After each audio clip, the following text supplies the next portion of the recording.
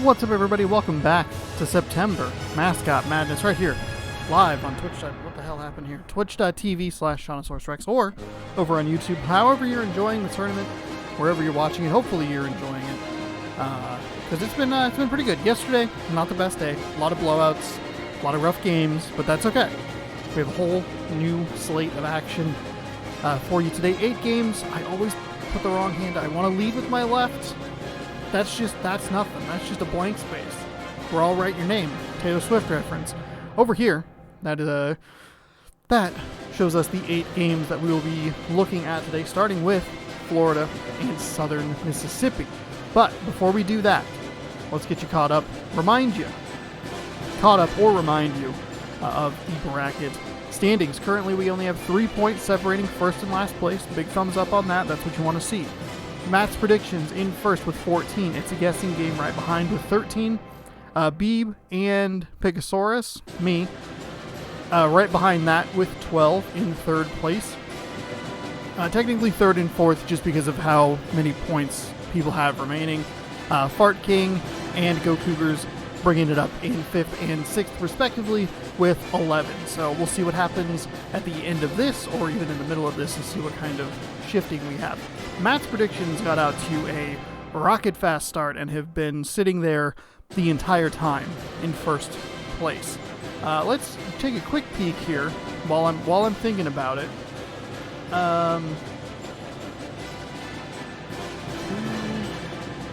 else?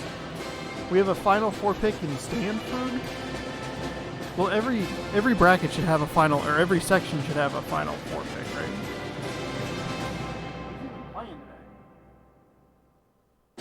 It's fine. Well, yeah. 1, 2, yeah. Okay, I don't know why that confused me. Doesn't matter. Does not matter. We're going to get started today with game number 1. Coincidentally, the Florida Gators, technically this is game number 25 already of the tournament, but we have the number 1 Florida Gators traveling to Southern Mississippi to take on the Golden Eagles. We are going to wherever they play, which we'll find out in a moment because I need to fix the difficulty for whatever reason that doesn't save correctly. We're going to Hattiesburg, Mississippi. I had to think about that one. I almost said Missouri, but that's not correct. So here we go, All-American, 10 minutes. You know the drill. We just watch the games I commentate, you enjoy, and we have a great time. Been a pretty good tournament so far. We've had some bonehead plays, some brain fart teams throughout. Yesterday's first half, the first 4 games were like just well and done by halftime for the most part. This one, we'll see. But what I was leading to before I interrupted myself was the games in the back end for the most part were better until we got to that Wisconsin game, at which point things unraveled very quickly and Wisconsin just couldn't get anything going. Florida quickly up 3. I don't know if we've ever been to this particular court. I don't know. We might have. Southern Mississippi and Alabama usually play each other in the battle of MVP winning, I guess technically now 3-time MVP winning, Super Bowl winning Green Bay Packers quarterbacks, alma maters. They are getting this guy, Bowen I believe is his last name, they are getting him the rock, and he has the 3-point specialty sticker. He is 2 for 2, putting the Gators out to a 6-2 lead here very early in this game. Butts bounce past the ball to Burrow. Burrow kind of driving on the outside, gets met. Not a whole lot going on. If he can get a step and get around that defender, he's got a pretty good shot at the basket, but passes out of it. It ends up in Robinson's hand over on the left side, back to Burrow. Burrow kind of trying to drive again around that side. Again, Florida, good defense. Robinson into Smith. Smith pump fakes. Robinson, 3, 2, 1, fall away, 2. Off the left iron, no good. So Florida takes the ball. It's going to move it up the floor. If you're thinking, oh, Sean, they're a number 1 ranked team, they're not going to lose. We've seen some upsets. We've seen Memphis got upset. LSU got upset by unranked teams. So it can happen. You just can't miss dunks like Southern Mississippi did. Pretty good defensive positioning. Excellent defensive positioning for Southern Mississippi. the Golden Eagles getting a block there. Just couldn't come up with the loose ball. So Florida gets two quick passes inside. Robinson getting blocked. Goes to Vandiver. That gets blocked. Butts picking it up, trying to get it up and in. Gets it off a couple of rim bounces and drops a little Kawhi Leonard action for you. Happy Friday, everybody. Hope you're doing well. Thanks for stopping by the stream. Thanks for joining. Hopefully you are enjoying it, having a good day. It's a beautiful, it's like, I think it was low 50s today. Super sunny, which meant that when you're outside trying to play Pokemon Go, you are inadvertently blinding people because your phone is just reflecting the sun into people's eyes. Blanchard to Bowen. Bowen back to Blanchard. Blanchard through the contact. And drops. So a 12-4 run here early in this one. Not what you want to see if you're the Golden Eagles of Southern Mississippi. There's still time. Kicks into Burrow. Burrow flips it up. They've had much tougher shots, especially right at the basket. Southern Mississippi has, where they have to fight through a lot of contact. Myers, he's feeling it from 3. That is a beautiful bounce there. I actually believe that was only a 2 foot on the line. A little difficult to tell. You know the drill. The feet are huge. Makes the contact points kind of weird. Robinson working on the left side. Ooh, nice screen. Good recovery on the Florida Gator side. Good switch into a double team. Ball got stripped and he lost it, but I believe that's Fletcher. Fletcher to Miles. Into Howard. Howard getting blocked right there. Nice play there. Golden Eagles defense doing some good things here. But they're going to need some threes most likely. Bullied that alligator down. Burrow kind of working it towards the top of the key. Floats it over to Robinson. Robinson spin move pump fake. Nothing doing. Kicks it over to Burrow. Burrow again kind of trying that right side. He really favors that left side. That somehow is a pass across to the left. Butts to Smiley. Smiley is probably not the person you want with the ball when the shot clock is driving down. Robinson for 3 at the end of that 35-second shot clock. Maybe that's, honestly, I don't know what Fletcher's doing here. That is a dangerous pass at midcourt. Maybe that's what the Golden Eagles need to do. Slow it down. Howard for 3. He splashes it home, 17-4. Just use all of the shot clock. All of it. Suck it all up. Really slow this game to a crawl. I mean, they definitely need to come away with better shots. That's a tipped shot right there. The crowd is just absolutely silent. Myers, that is a 3-on-none. That's a goaltend. It is very quickly out of hand here. 19-4. Florida's gotten off to a super hot start. Super hot. But Mississippi, Southern Mississippi to be exact, the Golden Eagles haven't exactly helped themselves. Their defense has made some plays here and there. Their offense is just letting them down. So we'll keep that score in mind. 19-4, 15-point deficit. We'll see what they can do here. We saw kind of a comeback. I guess you can't really leave that man open. 22-6.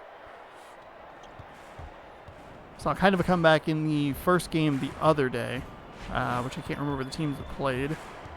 Tulsa and Minnesota. Minnesota owned that game, just dominating in all phases, all facets of the game.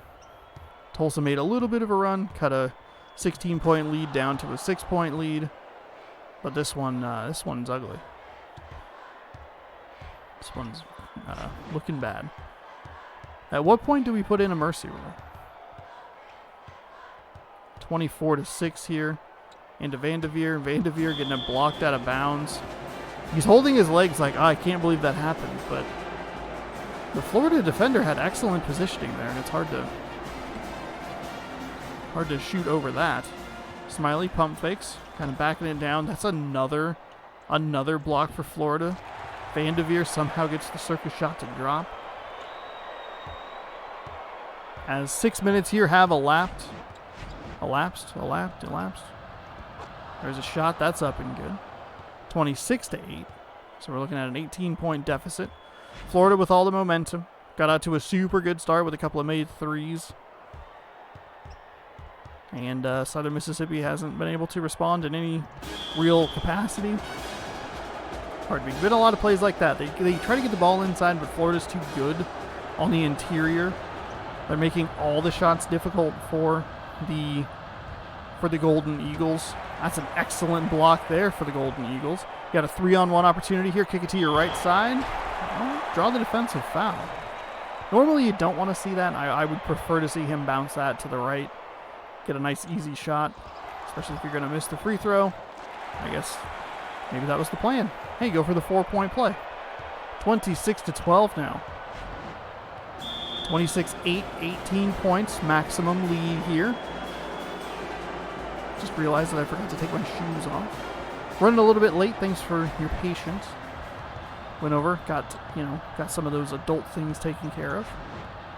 Sometimes you just have to get stuff done, you gotta go right now to buy the Pokemon cards. That's what you have to do, Off the left iron, no good. Fletcher with a nice rebound. Off the left iron again. You get an extra shot or two. And it finally gets put back. Southern Mississippi got to come up with some defensive rebounds here. Burrow, that looked like a pretty good opportunity for a 3 there. Robinson trying to drive inside, nothing doing there. Kicks it back out to Burrow. Burrow thought about going inside. Now he does. Butts with the ball at the top. 10 seconds on the shot clock. We're winding down the first half of action here. Butts is going to have to take a 3. Oh, couldn't get it there. Pokemon cards, the most well-known adult thing. Absolutely. Absolutely. Did I get to buy any of the new packs? Absolutely not. Did I buy some bricks from Entertain Mart that are just like, here's some random crap? 100%. 100%. Bought the cute little apple. Pretty fun.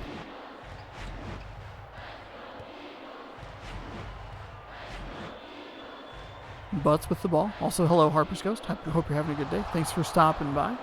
Howard kicking the ball forward to Blanchard. Blanchard with a pretty open path there. And it'll be a 20-point game with 1:45 to go in the first.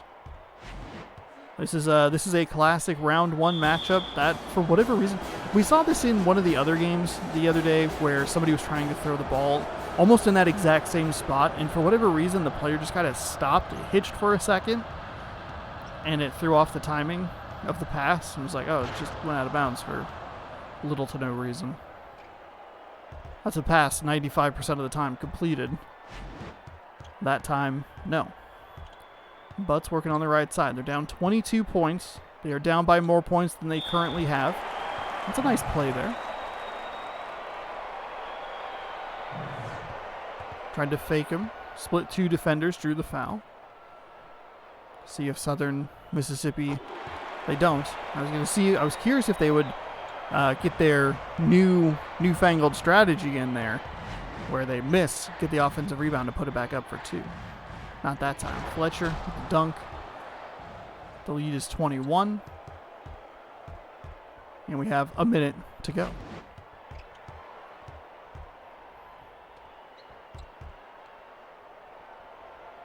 Bum, bum, bum, bum, bum, bum, bum. Nice bounce pass inside. Better block. Just an excellent block there. Pardon me.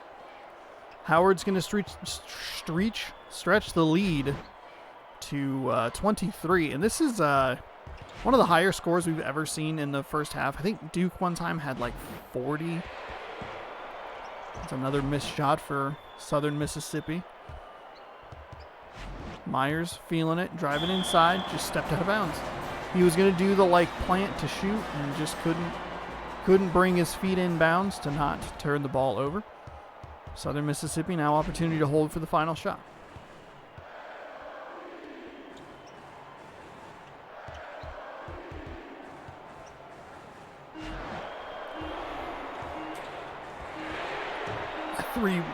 That three looked bad from the start. So 38 points for the Florida Gators here in the first half. And that puts them up by 23. And this one's over. So just hang out, wait for the next game. The good news is it should be not too long. So long as this clock keeps moving, we won't see any of those funny fouls or anything. But I also get to Mr. Rogers it and take my shoes off.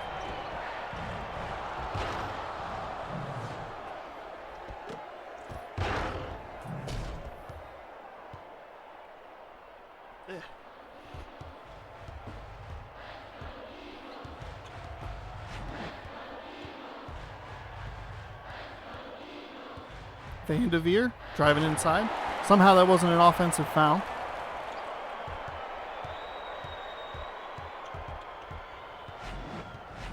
Howard with the ball, up by 23. It's a beautiful screen on the top of at the top of the key. That's a hard foul. That's a please have mercy, dear Gator kind of foul. Of like, look, you're up by 23. You don't need to be making these plays.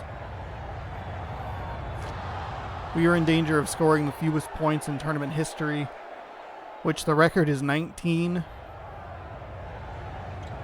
I don't know what the record of highest number of points. I think it's in the 80s. I think it was a double overtime game, if I remember correctly.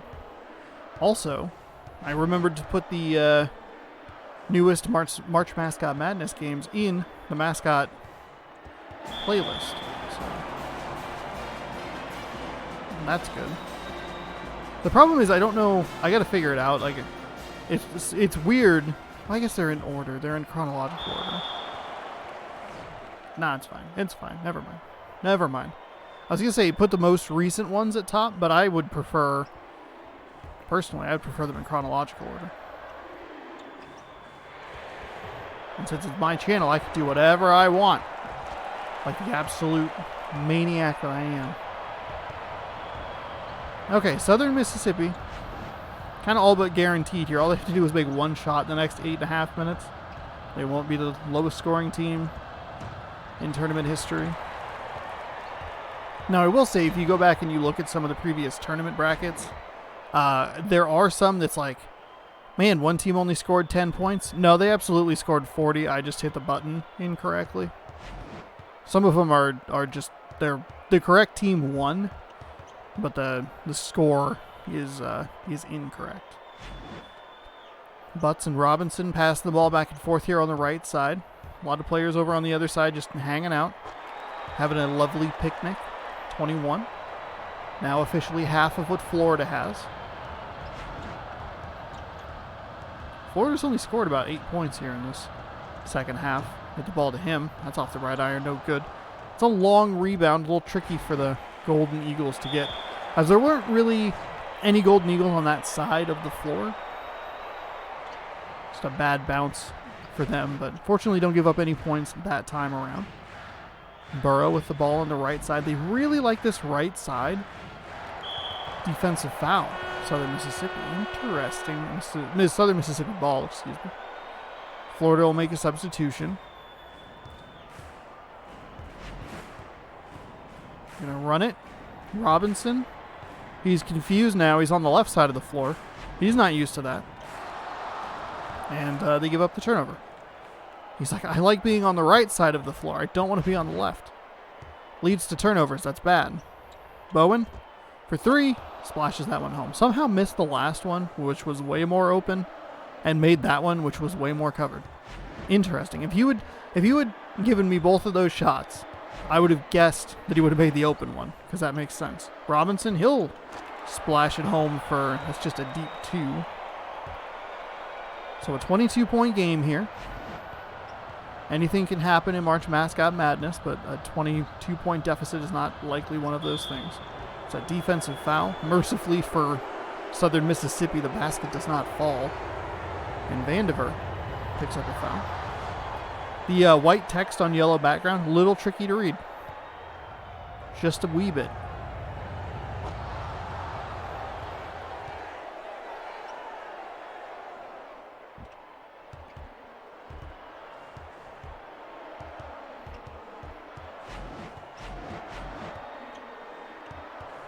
Burrow, kind of surprised he didn't take that 3 there. Robinson, he'll take that shot. I didn't hear the crowd say 3, so I wasn't sure if it was a 3 or a 2. And again, both of these teams have a little bit bigger feet, especially the Golden Eagles, so it could be a little tricky to tell. Myers, he'll splash that home. push it out to 27. This one has really not ever been a game. Got out to a 6-2 lead, Florida did, with a couple of made threes, and they were off to the races. This is their largest lead of the game, 27 points. Hard to believe that it's going to get worse, but it will.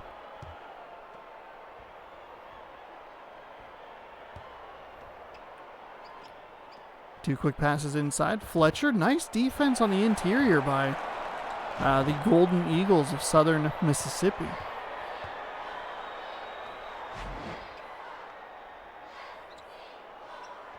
Two, one. Almost a 5-second violation for Burrow on that right side. Robinson tries to do the little jump step. Count down to the 5-second violation. This is what Southern Mississippi's probably just should do for the rest of the game. Just suck as much clock off as possible and then turn the ball over. That part I wouldn't say was part of the plan, but I would say, you know, maybe try to get a basket. Don't turn the ball over. Maybe also the host shouldn't say suck off a clock, you know. That's a little dicey. Doesn't need to say it. It was a nice kick to Burrow. Burrow, for some reason, took 3 steps inside and then got blocked, so good play on his part. Just kidding, it was really bad. Here's Butts working on the edge. Spin pass over to Burrow. Burrow kind of trying to find some room there. Finds Vanderveer, who slams it down. Now only down 27 instead of 29. 2 quick passes inside. Fletcher finds room and pushes it back up. 54-25. I don't see Florida scoring a ton more points.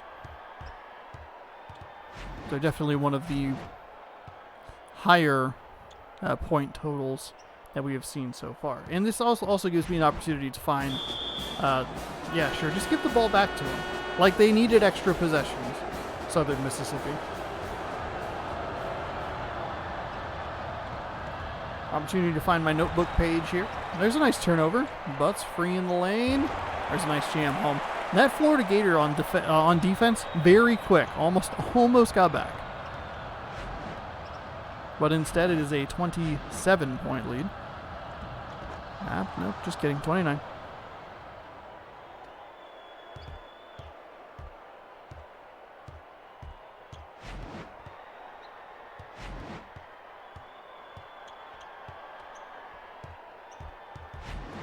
We need to write in our notebook, or my notebook, Florida, huge blowout.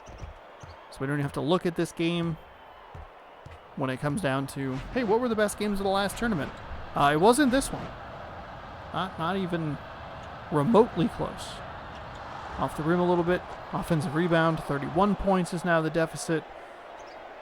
Everyone mercifully sticking around here, supporting the players of the squad who are getting beat by 30 points.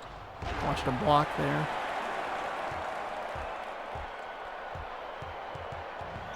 It's been a clean second half, which is good news. That clock has kept moving. At this point, if you're the official, even if there is a foul, you just go, just let it run. Let it run. I have dinner with my kids tonight.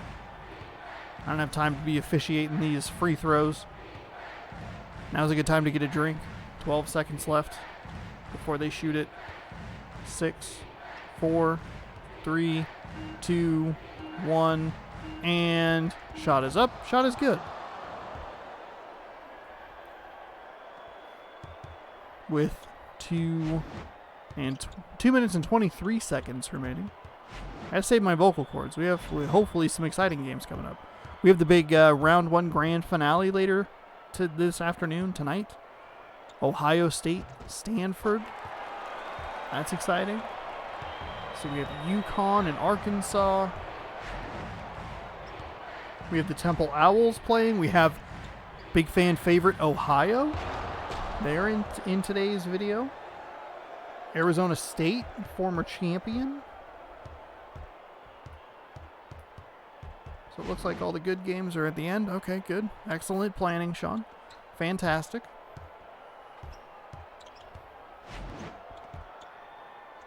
Little mid-range jumper. Missed the shot. Missed that shot as well.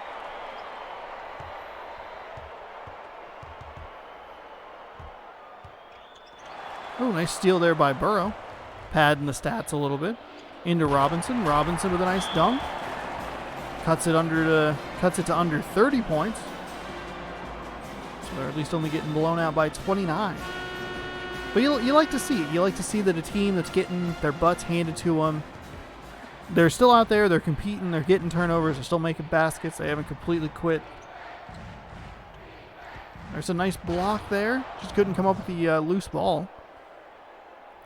Got into kind of a weird animation there. We see that a lot where the dunking player just kind of pushes the other one out of the way. He jumps behind the backboard. There's another steal. This time it's on the Florida side of things. They're tired of only being up 31. Frank mercifully does not dunk that ball. They've had enough, Frank. Under a minute to go.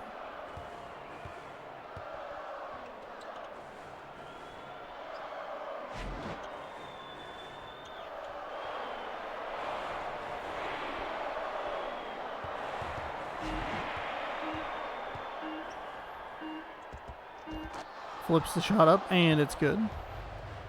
They did wait until the final closing moments of the shot clock to let it go. But still, for some reason, felt the need to steal the ball. Now they'll dribble it out. We should see a 66-33 final score here. We'll get it figured out here.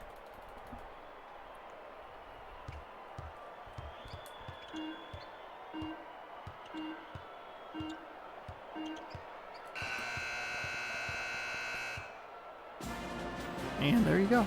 Florida, moving on. Never really in doubt. Honestly saying really in doubt. It was never in doubt in any way, shape, or form. They got out to such a fast start. It was like 12-4 in the blink of an eye. And that's it. We'll just quickly move past it. No big deal. It happens. We have NC State and Ball State coming up next.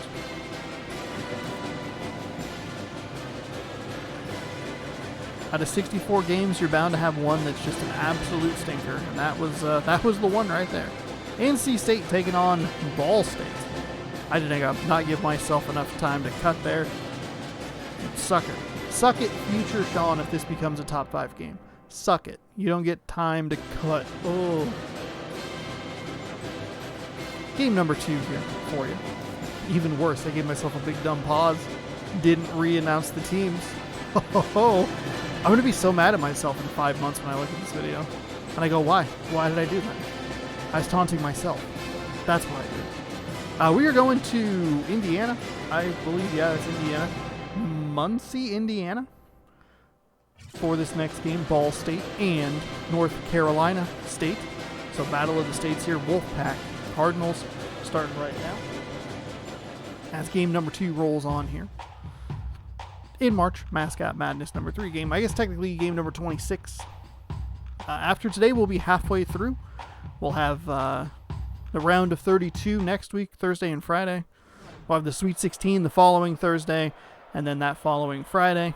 2 weeks from today, we will be crowning a champion. So, see who it is. Early favorites would be Louisville, Florida. Conveniently on both sides of the bracket, so we could see those teams. Those have been the most dominant so far. Minnesota was very dominant yesterday.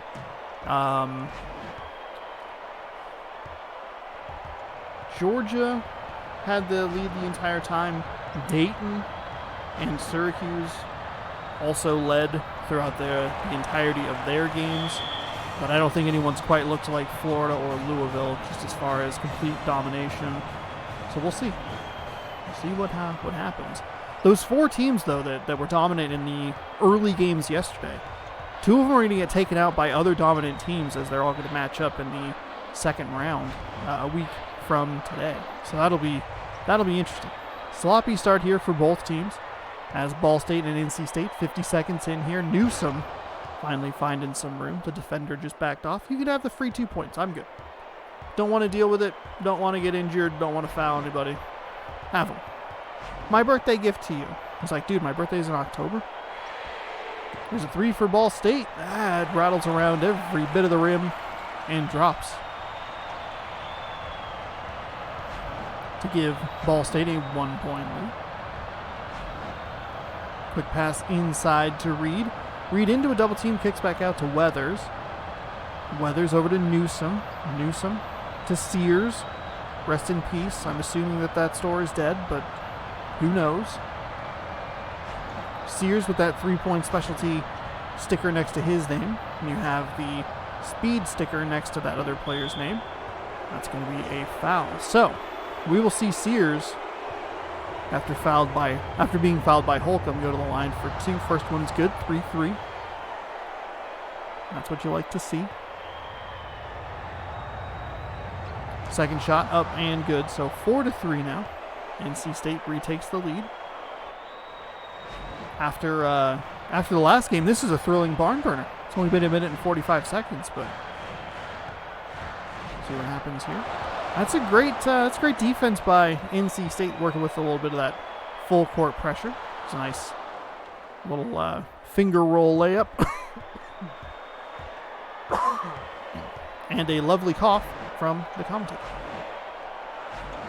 Holcomb over to Perry on the wing. Perry looking for a little bit of space, but just not a whole lot doing. Omens with the ball, going to get fouled by NC State. So Ware will take it from the out-of-bounds area, throw it into Perry.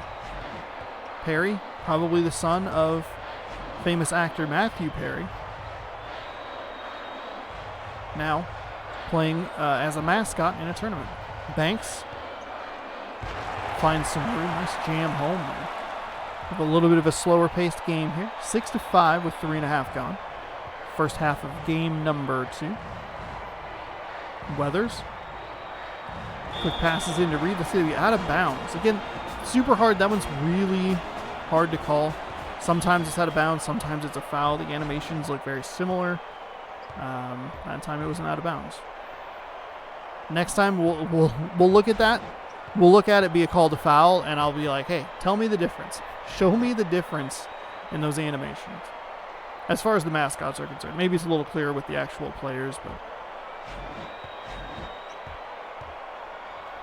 well, that's a nice play there. Draw the double team. Slip the other Cardinal in there. Easy layup. Ball State taking the lead here was 6-3. NC State's given up 4 in a row. As the battle of double zeros continues. Nice steal by Ball State, trying to find a little bit of room on a bit of a fast break. Oh, nice steal by Weathers there. Saw exactly what the offense wanted to do. It was a good plan. I liked it. They were trying to do a little backdoor cut situation there. He just stepped right in front of it, took the ball away, and was able to create a fast break opportunity of his own for the NC State Wildpack. Excellent defense. I like the defensive rotation. I understand they gave up the 2 points to the jam. I get that. I like that defensive rotation because the Cardinal defender was at least in the area. Turn the ball over again, Ball State does. Perry, got a guy on the left. There's Ware. Ware's trying to drive it inside. Not a whole lot of room. Double team. Kicks it out to Omens. Omens looks like they're trying to run that little high screen. That's a great play there. That'll be a jam for Ball State. We're going to get a replay of this bad boy. Look at that slam. If you want to slam. And welcome to the jam. Everybody get up. It's time to slam now. Welcome to the Space Jam. Good news. That movie's coming out this year, and there's going to be an accompanying video game. Yes. Yes. Yes. Yes. Banks off the right iron, no good. NBA 2K really should put the Looney Tunes in as DLC. Have some fun with it, you know? I would pay for that DLC. It's about the only DLC I'd pay for NBA 2K anything, but I would pay for the Looney Tunes DLC. 100%. Give me both variants. Give me 1990s variants, costumes, and the Monstars. Give me current, what they're doing with that, with the current uniforms. Whew, absolutely.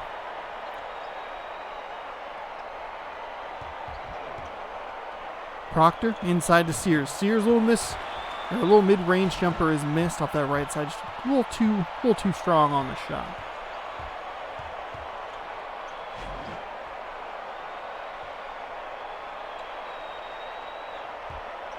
Perry driving inside. Slipped that defender. That looked like the defender was actually in pretty good position, but just kind of got around him nice and easily. 13-12, 4:20 left in the first half. Everybody get up. It's time to blaze it. Omens kick it forward to Perry. Perry up off the left iron. Tried to get the circus shot to drop. No foul, so good defense by the Wolfpack there. We see, especially with that shot animation, a lot of fouls on that. Those kind of plays. Proctor into Reed. Reed, more than enough room to jam it home. We have a 14-13 game. A good game so far. Nice close contest. Rotating the lead back and forth. Not the cleanest game in the world.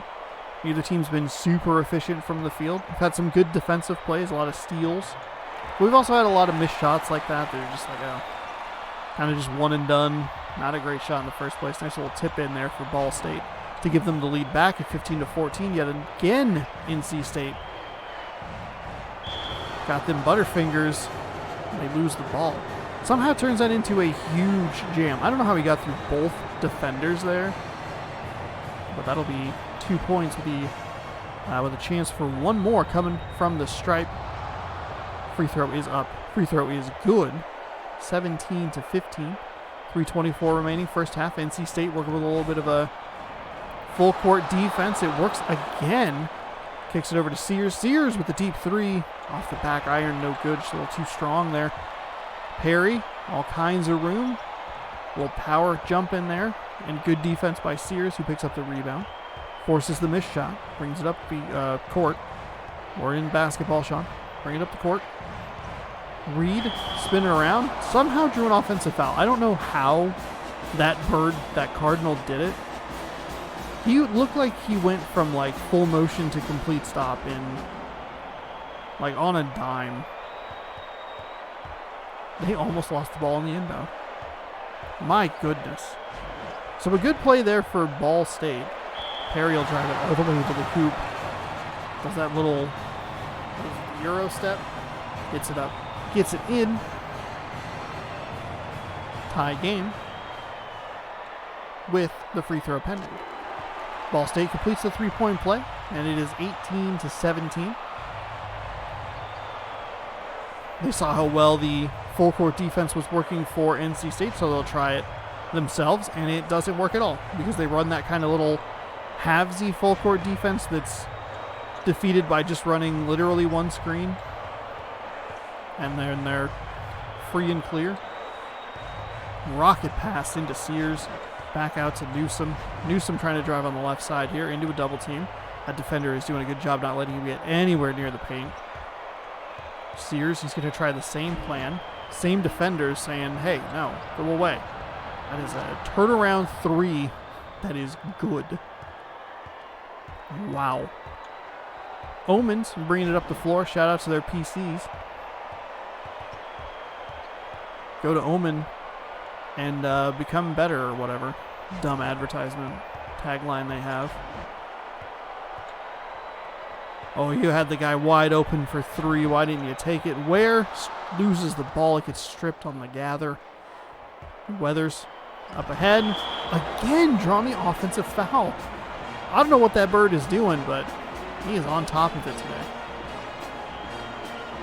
It is the second offensive foul we've seen, and it again, didn't look like that was going to be an offensive foul because he was in motion and then immediately somehow stopped, was able to get position and get the offensive foul call. Both times it looked like he was going to be just in good defensive position, but then both times it maybe looked like it should have been a blocking foul rather than an offensive foul. NC State, though, steps out of bounds, so Ball State gets the ball again down to Holcomb. We're trying to drive the lane. Slid through, slithered like a snake. Slammed the ball down. Nice movement there to get the game tied at 20. Sears, fun spin move outside of the three-point line. Finds his buddy on the right side, and they'll splash it home for two. Kicks it up to Omens. Yeah, it's Omens. That's definitely an M, not a W. It's a nice little drive inside off the rim a couple of times and drops.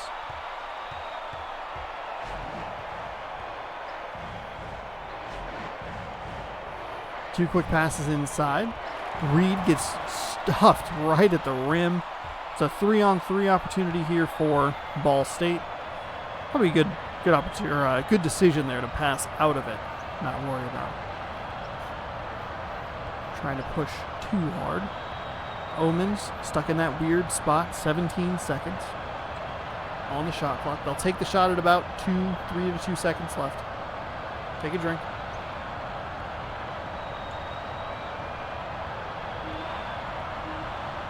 That was a Crown Royale water break. Stay hydrated so you can give us more money. They like to pretend that they care about you so that you'll buy their shitty liquor. Quick passes inside. Reed couldn't get it to drop off the left side of that iron. That's a great pass forward. I like that 3 off the iron. No good. We will roll on here. NC State getting the first possession of the second half. 24-22. Down 2. Opportunity here to tie.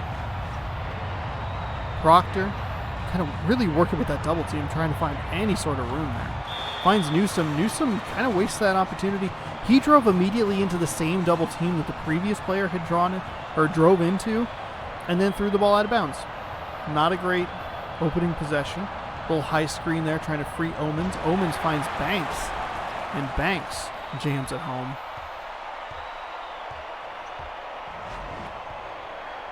And Ball State, has opened up a bit of a lead here. 4 points is one of the bigger leads we've seen. It may actually be the biggest.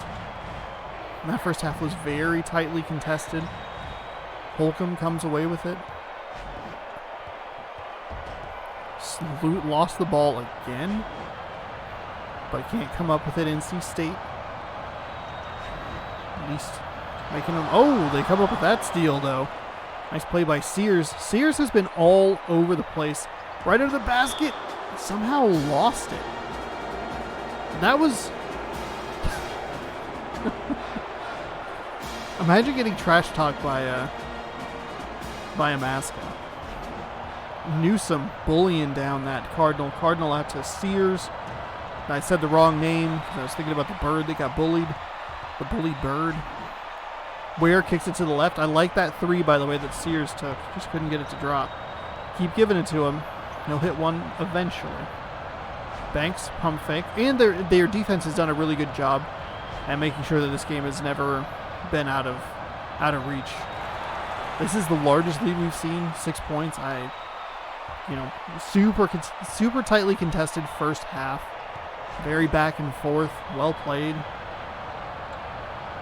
It was a little sloppy on the offensive end, but there were a lot of good defensive plays. And that was out of bounds. Thought that was going to be a foul. Glad I didn't say anything, because the game would have been like, hey, idiot. No, it's just out of bounds. We elected not to call a foul there. This is the year where the March Mascot Madness tournament has a big scandal about game fixing. Omens working outside. I mean, to be fair, we haven't seen a ton of those plays go like... It's not like one team's getting a bunch of fouls and the other team's not getting any fouls. Pretty much all of those plays have been out of bounds off the back side of the backboard. Sears.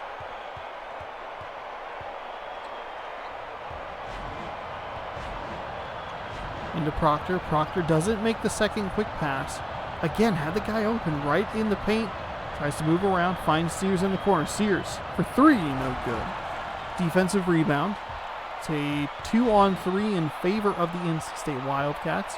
Wolfpack. They're definitely the Wolfpack. Don't know how many times I've said Wildcats at this point, but they are absolutely the Wolfpack. That is not a cat.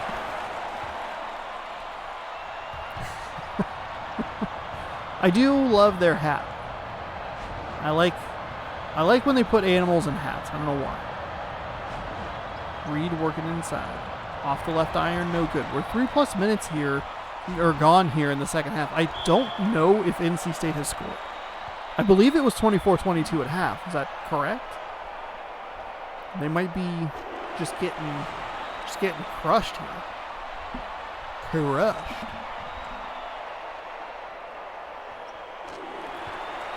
So the free throw is up and good. We have a 10-point lead here. I believe it's an 8-0 run since halftime for Ball State. So NC State takes a timeout. Good time to take a timeout. See if they can stop this run a little bit. Losing the ball due to Butterfingers. Not great. Imagine if every turnover was sponsored by Butterfinger.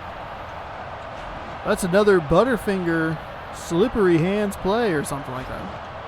Because everything's sponsored. Just like the entire Michigan State basketball team.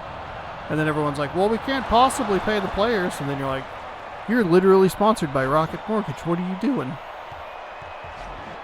What are you talking about? Kick over to Ware. Ware for two. No good. Tip in. No good off the left side. Good defense there. At least tried to contest it. We're up to a 12-point lead. I don't know what is going on. I said, hey, we had a good first half, and that the game just collapsed in on itself. And has only given Ball State points. Two quick passes inside. Finally, NC State gets on the board. Here in half number 2, 10-point game. Bounce pass over to Perry on the left side. Bounce pass inside to Omens. Omens misses the shot. Wolfpack come out of the pack with the ball. Reed to Newsom. And that is a nice jam home. So, down to 8. 4 in a row here for NC State. That timeout already doing wonders. They've put baskets on the board. They've slowed Ball State's roll a little bit. Off the back iron. Nothing doing there. There will be a foul. And now it's it's a good foul. Already. Could be a great foul. We'll see what Holcomb can do from the line here for it. Shot number 2. It's a good foul. It's a good foul. Obviously, you don't want to give up the offensive rebound in that scenario, but at the same time, you also got 1 for 2 from the line. Consolation prize. Kicking it over to Coleman. That was a really not a great timing. Not great timing on the pass. Fires it back to Sears. Sears kind of driving inside a little bit.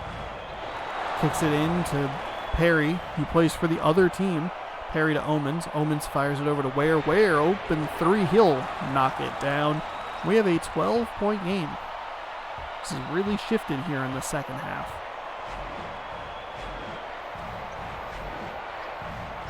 Strip the ball away. Perry, one-on-one here. Went a little bit to the right. Push that guy out of the way. Get out of here, Wolf.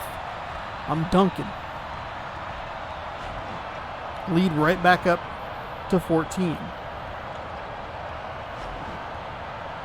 This is, let's see, it's a 16-4 run since halftime. Another missed shot for NC State.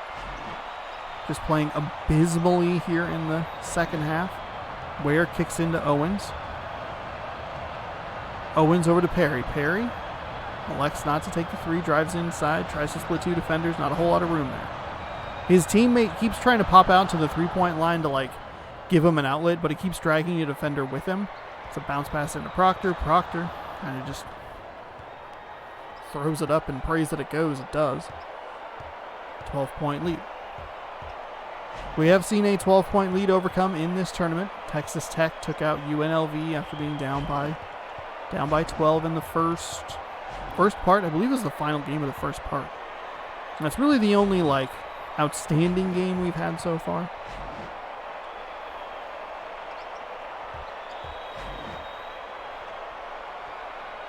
Obviously plenty of time to still get other outstanding games. Banks flips it inside, pushes the Ball State lead back out to 14. 3:10 left here. NC State has to go quick. They got to cut this lead in half in the next, 90 seconds maybe.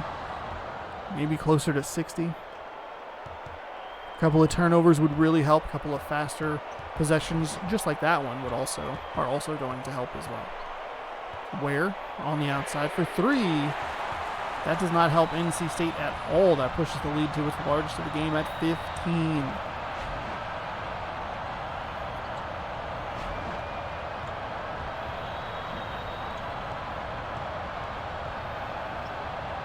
Coleman inside gets a foul called.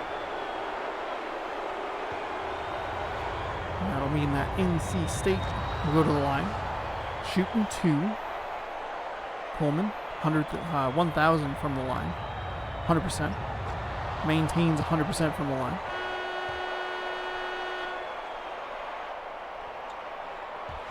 Weathers coming in for Coleman here with 2:27 remaining. Don't really think foul trouble is going to be much of an issue, but you never know. Sears to Newsom, misses the dunk. Sears, that's the first defensive foul we've really seen on that behind the backboard situation. NC State, unbelievably lucky that they got the offensive rebound there. Nice play by Sears, only shooting 75% from the free throw line. Goes 1-1 that time. Cuts the lead down to 12.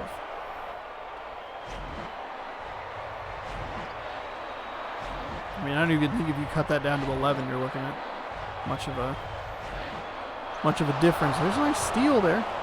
Needed a few more of these plays earlier in the game. You also have to make some shots. I guess technically you don't have to go for 3. Newsom takes a step inside. Probably needed to take another step inside because that definitely was well short. In under 2 minutes, we have a 12-point game here. Gives us an opportunity to write in our notebook. Ball State took over this second half in this one. Got another offensive rebound there. The putback no good.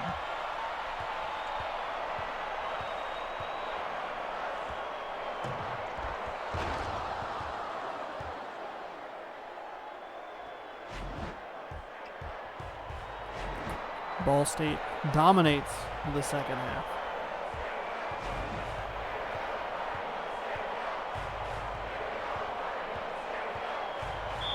Five-second violation for Ball State. No reason for them to really push the score. A 5-second violation isn't the worst thing you'll see. Lead, by the way, down to 10. As I was writing a note. Newsom inside for 2 misses. Banks jumped backwards towards the rim and ended up with the ball. For some reason, they'll do the whole fouling thing, which doesn't make a whole lot of sense. They are super out of this game. They gave up 21 points. They only scored 9? 12. They scored 12.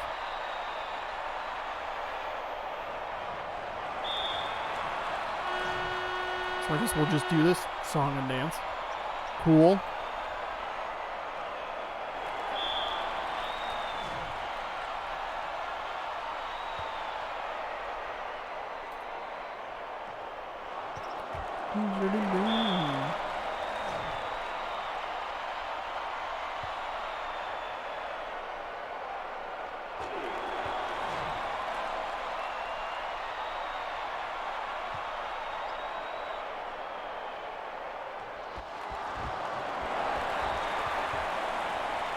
The hard way to get a 3-point play, but they did it.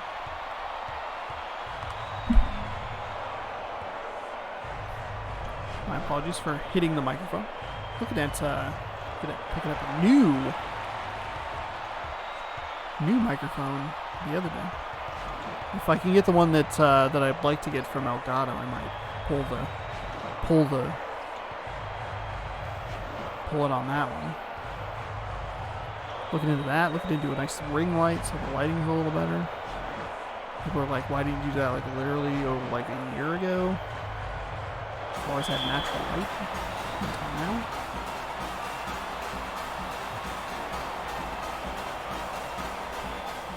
Fires into Perry.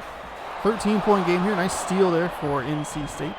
Obviously way too little, way too late.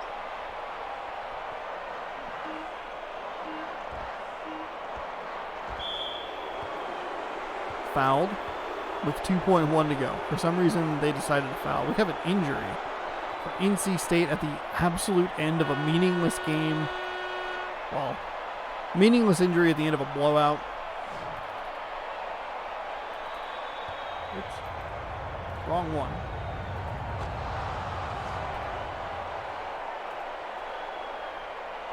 See if they make one more.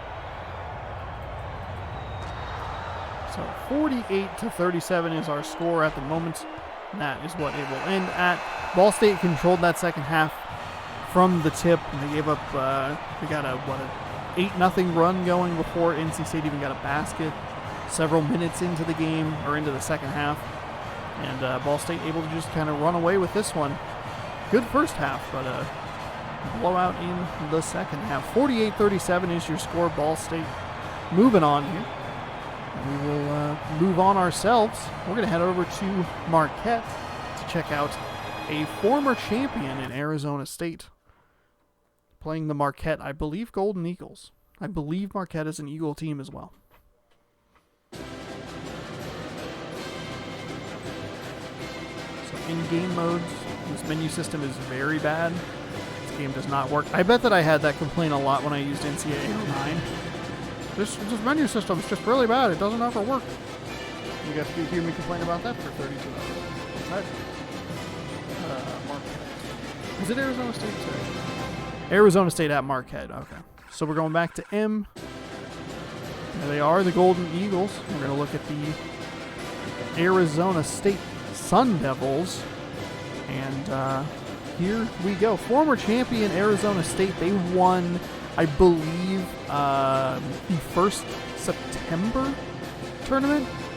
Yeah, because I think it's Duke, Arizona State. And I remember that because I had to really cram the September tournament. Like, I did that all in, like, I think I did all 8 parts in, like, a 9 or 10 day span, which was just absolute madness because I was leaving to go to Chicago and Green Bay back when you got to do cool things like travel and exist. And I think I finished this game at like 10 p.m. on just like the end of, I think I did multiple parts the same day. Not great. Not great. 4 hours is even a lot. But we have Marquette. They are taking on former champion Arizona State. And then, as you know, Louisville won the last couple of tournaments. So that kind of finishes off that run. So Arizona State, former champion, faced off against Marquette. As I kind of go back and forth, interrupting myself, not giving myself clean cuts. Again, for a top 5 potential. We are going to Milwaukee, Wisconsin. Are there 2 universities from Milwaukee? No, Madison. I'm sorry. Madison was the other place in Wisconsin. Marquette, the home team. Not sure if we've been there just yet. But we are going there today, so that'll make sure that we have been there for sure.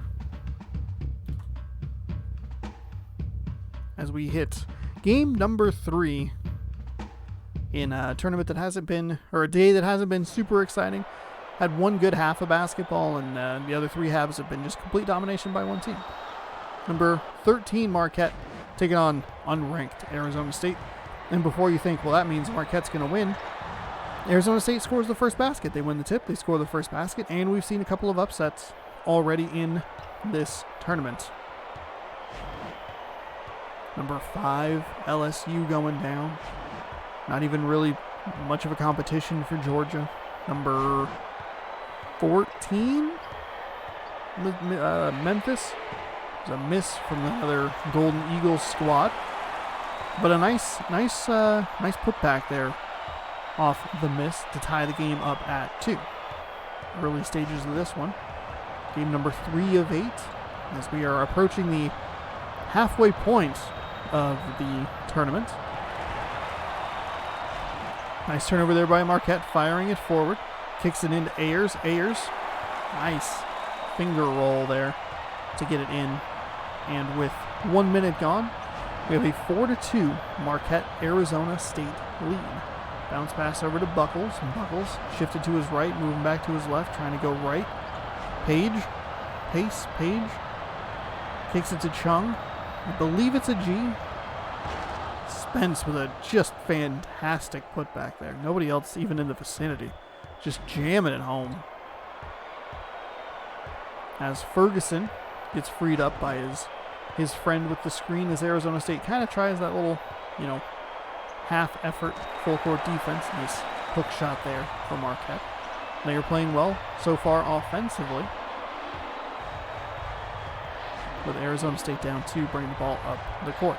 Kicks over to Rudolph. Rudolph inside to Chung. Couldn't get the basket to drop. He'll go to the line to shoot two, and oh no, he's injured already. Not good. So Justin Lane is going to have to come in for him. Terrible. You don't want to see it. You don't want to see it in any tournament. You don't want to see it this early in a game.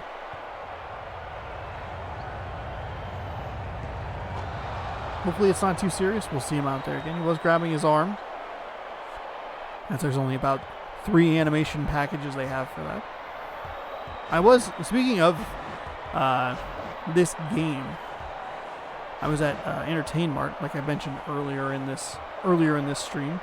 Lead off the red iron, no good. Arizona State here, opportunity to take the lead. Pace, it is a C actually. The way it's all stretched out, very hard to read sometimes. C's and G's specifically. Oh, no. And then the white on the yellow background, that doesn't help anybody. Let's put 2 light things on top of each other. Good luck. Alright, thanks. Anyway, I was at Entertain Mart, and they have like some games that are kind of like blocked behind a case, but for the most part it's just like shelves of game cases. And some of them are wrapped and have games in them. Some of them aren't wrapped and don't have games in them. I would kind of love to work there just because I would love to go through, especially the video game section, and just clean it up. Because, man, it's, even as a person who, like, is there pretty frequently, it's kind of frustrating to look through a bunch of stuff. You're like, oh, we have a bunch of, like, there's just a wall. Like, you hit the N and the M's, or M and N's, L-M-N, yeah, M and N's, and it's all Madden, NHL, NBA, like, all that stuff. It's just an entire shelf of them. And you're like, why? Are there so many of these? What is it about Arizona State games where I don't talk about their games at all? I just yammer on about something else. There's a point here, I promise. But it's just like a wall of sports games. You're like, oh man, I can't even like really find what I'm looking for, especially if you have a game that you're looking for that starts with one of those 2 letters. Like you're looking for Monopoly Streets, and you're like, okay, I'm before the Maddens, where's the Maddens end? And then I'm looking after them. Anyway, I was in the 360 section, and they had a copy of NCAA 09, and one of the very rare like magnet cases that you would see at like a general store, not like a general store, but like just a regular everyday store, that like a Target or whatever, you know, they'd have it on the shelf, but it'd be locked in like a little plastic thing they'd put the magnet on. That was in one of those, NCAA Basketball 2009, and it was $40 on the 360. And I was like, oh my goodness. My goodness.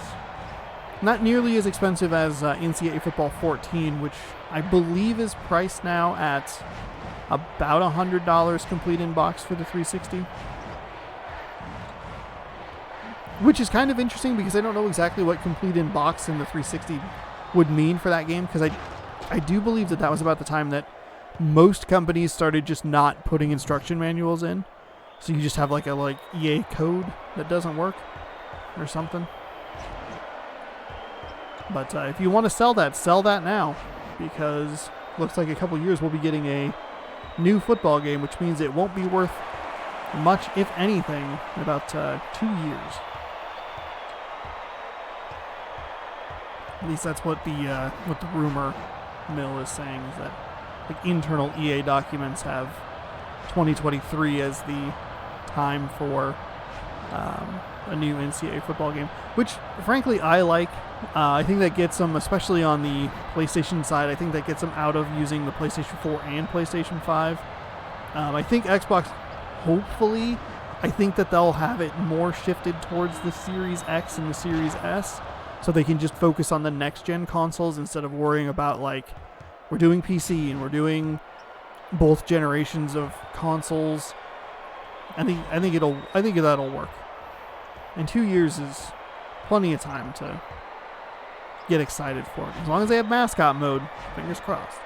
I think it was an earlier part of this that I was talking about, but I'd love to see them just do NCAA football and NCAA basketball as a like as like a almost like a games as service sort of thing, where you like pay for new season updates every year or so. I think that would really benefit, especially a game like this. Like, NCAA basketball is not the biggest thing in the world, but I think if you put it as a games as service, you're like, hey, $40 out of the gate, this is going to be the thing that we're going for. You're going to pay $10, $15 every season for like a roster update, which is what most people make fun of Madden for being anyway. Why not just kind of go with it?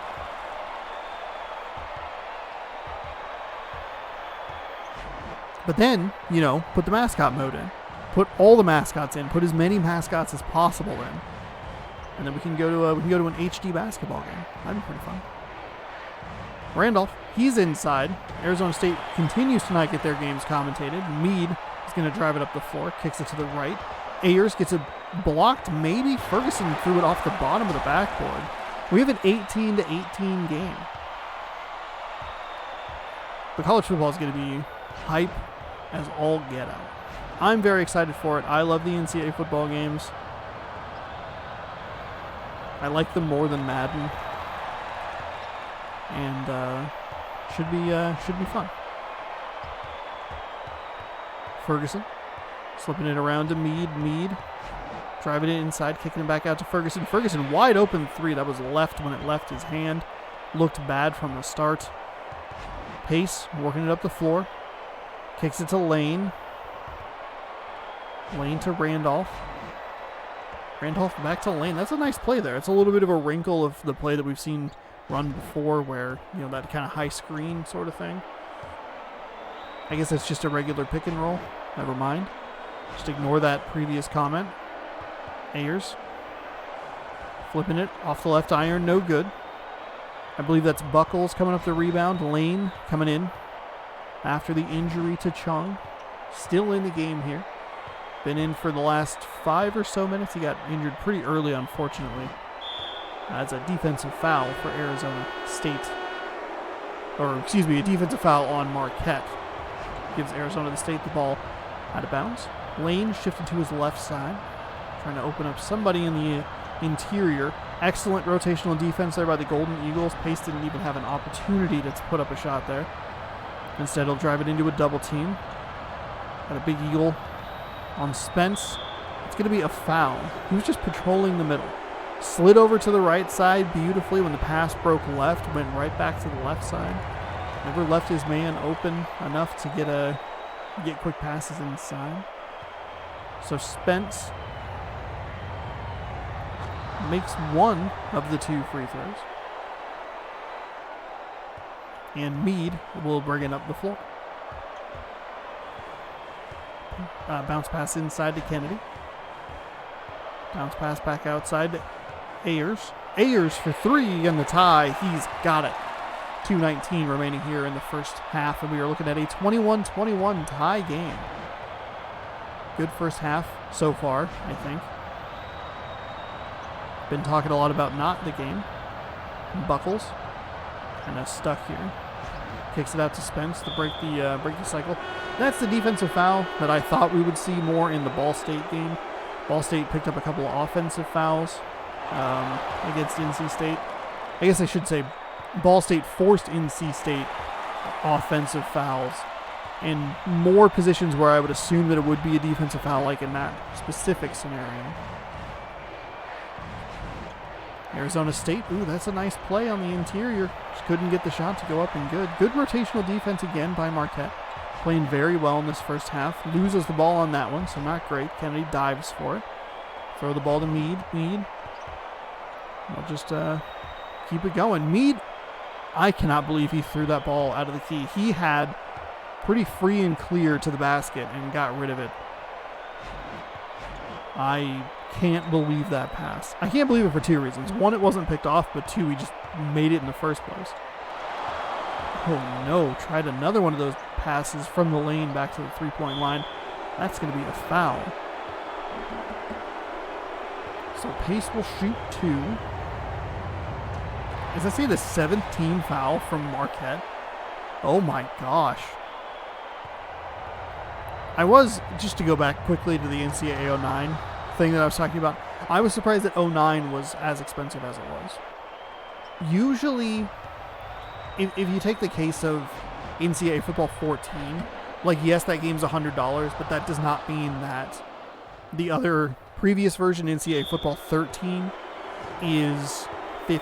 It's, like, kind of expensive. It's, like, 15, maybe 20, because it's, like, it would be, theoretically, be, like, slightly more in demand, because I don't want to pay $100 for 14. Oh, I could pay 1/5 the price for a year previous? Yeah, I'm good with that. Then, of course, if you're a madman like me, you have a bunch of those games anyway. I believe in my collection I have 11 through 14. And I think I have a digital version of NCAA Football 14. For some reason. I don't know why. I must have gotten it on like a super sale or something. So that's nice. Just have that game on your hard drive. On the PlayStation 3. Especially because I moved my 360 around. One of those days it's gonna scratch the disc and I'm like, ah, shit. I'm going to be out of a copy of NCAA Football 14. I'm not going to want to replace that. Kicks over to Ayers. Ayers for 3. Splashes home. And with 14 seconds remaining here in the first half, we have a really good game. 26-24. Arizona State does that play that I don't really like, but kind of worked this time, so it's hard to... Just kidding. Just kidding. Oh, they got it back. Randolph, you got to get the ball up. Pace at the buzzer. Got it to go. Oh, my goodness. Arizona State. Bonehead play to great defense to buzzer-beating shot, all within 4.8 seconds or however much time was left on the clock. Singleton here on the left side as we have a 27-26 game. Close one, good one. Maybe not the most attentive commentary, but that's all right. We can hone in. We can save this. We can make this a good second half. In the back of my head, I'm like, does NCAA Basketball 09 on the Xbox 360 have a mascot? No, it doesn't. Because I know 08 doesn't, and I know 10 doesn't, because I own both of those games. There's a foul on the interior. We'll see Marquette come to the line. First shot up and good.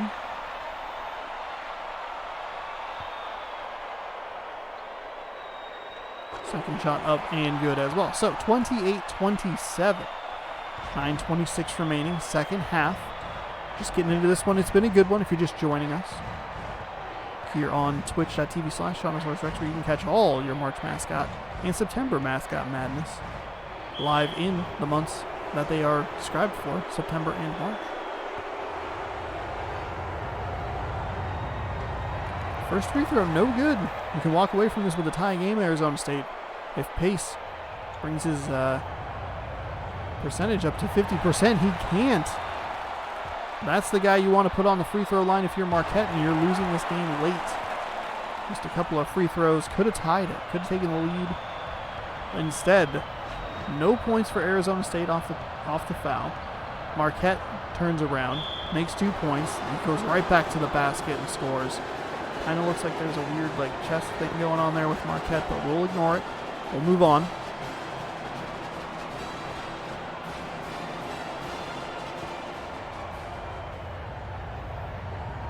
Shot up, no good. Mills kicking it to Ayers, and Arizona State really struggling from the free throw line here. That should have been a tie game. Singleton off the iron, no good. Front iron it looks like. Lane driving it up the left side of the court. Kicks it to Spence. Spence doesn't see the guy streaking towards the hoop. There was good defense there. Would have been a tricky pass, probably better that he didn't. Arizona State and Buckles trying not to get a 5-second violation. Buckles sliding inside. Finds a little bit of room there and drops it home for 2. 31-30 Arizona State. Back and forth we go. I have no idea what the maximum lead has been. No idea. Kennedy driving to the left. Not a whole lot going there. Drives inside. Rattles around a bunch of the rim and finally drops. Lane looking to pick up the pace a little bit, but elects to hold for his teammates as he doesn't have a whole lot of support behind him. And he was in a Not an advantageous situation. Buckles gets the ball stripped. It went to the Marquette player who just kind of was on the baseline and weirdly stepped backwards with the animation and stepped out of bounds. Weird play there. Buckles float into the lane for Lane.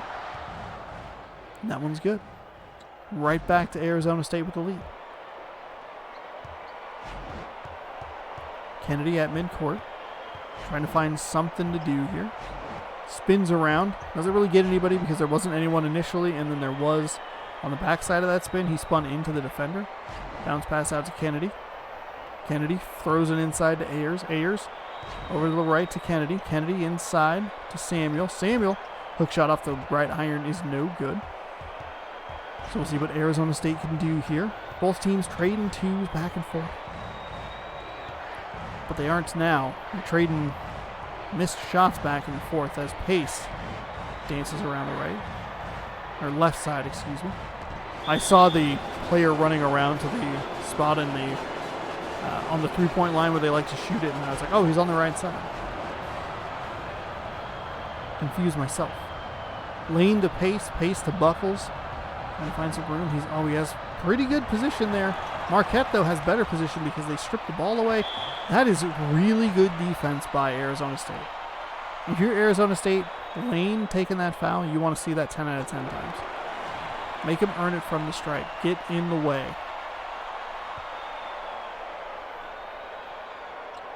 Kennedy does make both of them. Also, it's only his first personal foul, so no big deal.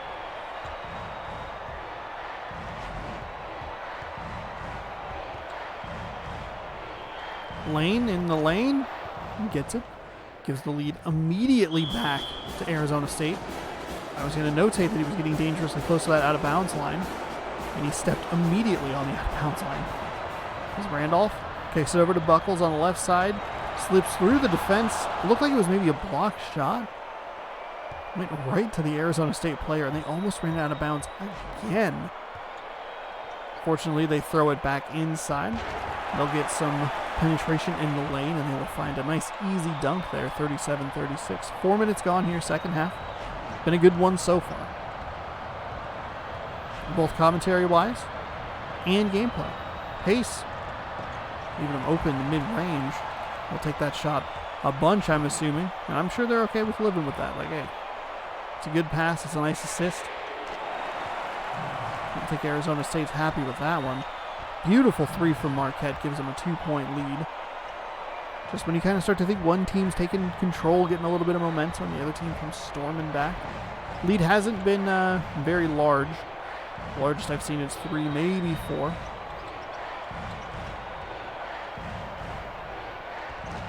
It was 3 points for Arizona just a moment ago before Marquette went on a little 5-point run. It was 37-34. Now it's 39-39. 5-2 run in favor of the Marquette Golden Eagles here over the last minute or so.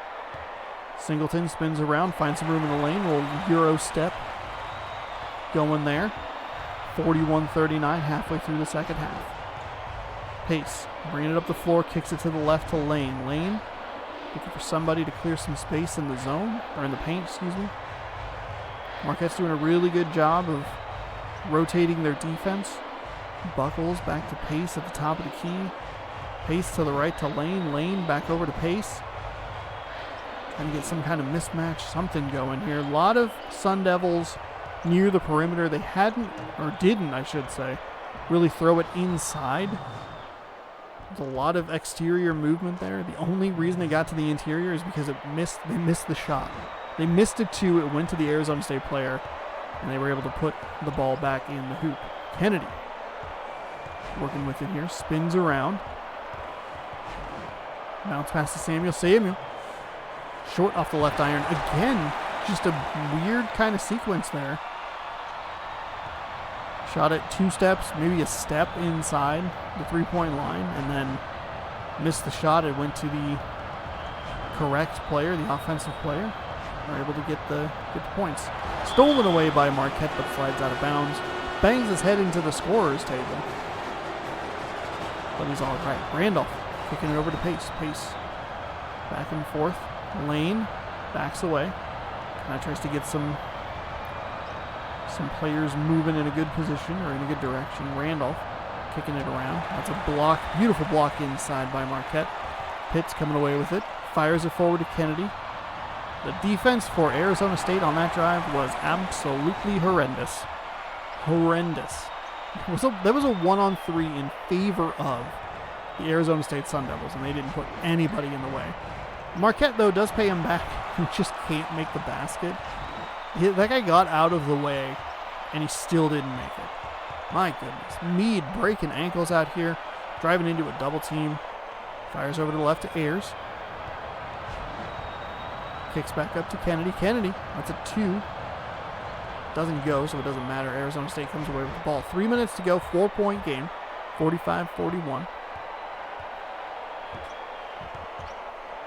Lane with a nice drive into the lane. I don't know how that wasn't a goaltend. That does not make any sense to me. That feels like Arizona State got robbed on that shot.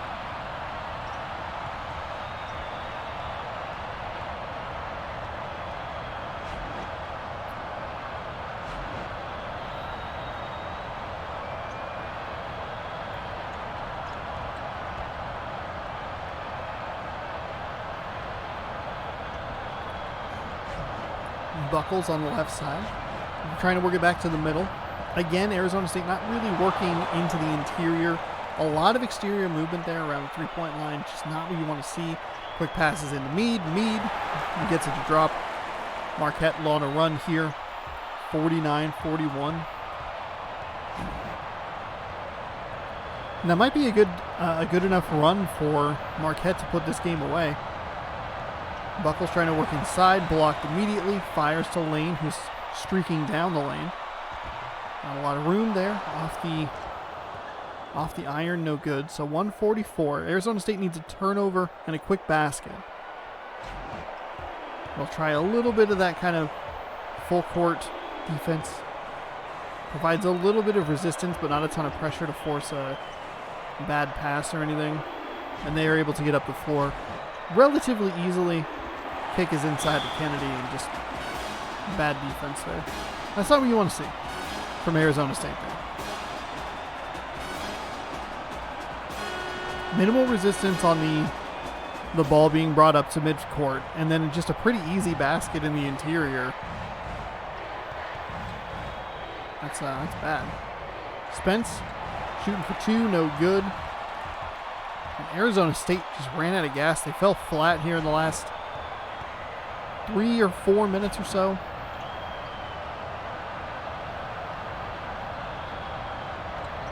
Almost draws a 5-second violation. They will at least throw an attempt at trying to get back in this game. They have a lot of fouls to give here. That's only number 4. Pace is going to come out. Gage is going to come in. Pace having to play in place of the injured, I believe it was Chung that went out. 6th foul. They get one more opportunity at a steal here. They fail at that opportunity. Pitts will go to the line to shoot 1 and 1.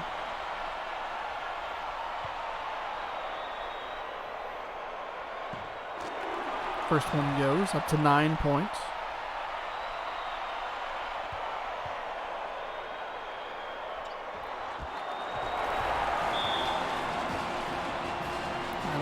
That'll do it.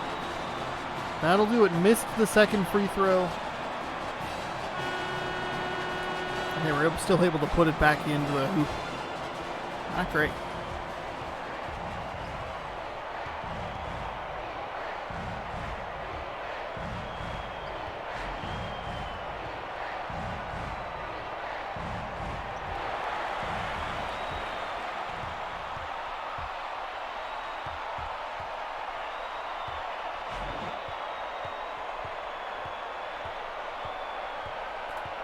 Marquette ran away with the final 3 minutes, runs away with this game. It is an 11-point deficit here. And we will see Arizona State going home. We will see Marquette in the next round. 54-43 here. They'll take a 3 and still get the offensive rebound, and just to make my life miserable.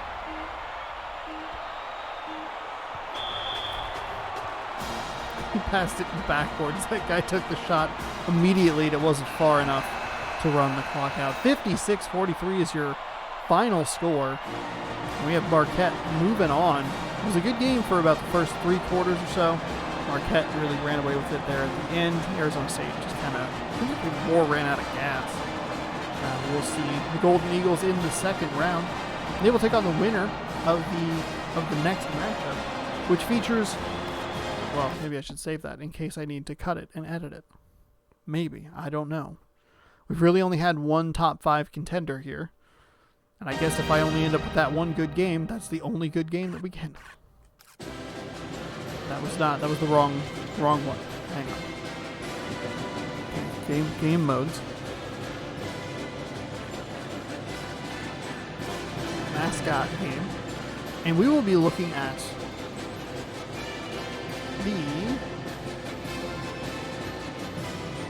the Iowa State team, whose name I am blanking on here at the end. The Cyclones, they will be taking on the Maryland Terrapins, aka the 5th Ninja Turtle matchup here in day number 4. Winner gets to host the Marquette Golden Eagles, so look out for that. All-American is the difficulty. 10 minutes is the half length. We're going to Ames, Iowa for this one. I'm just going to double check make sure I have the team. Okay. Great. I don't know why. I looked at it about 4 times. Could not retain the information.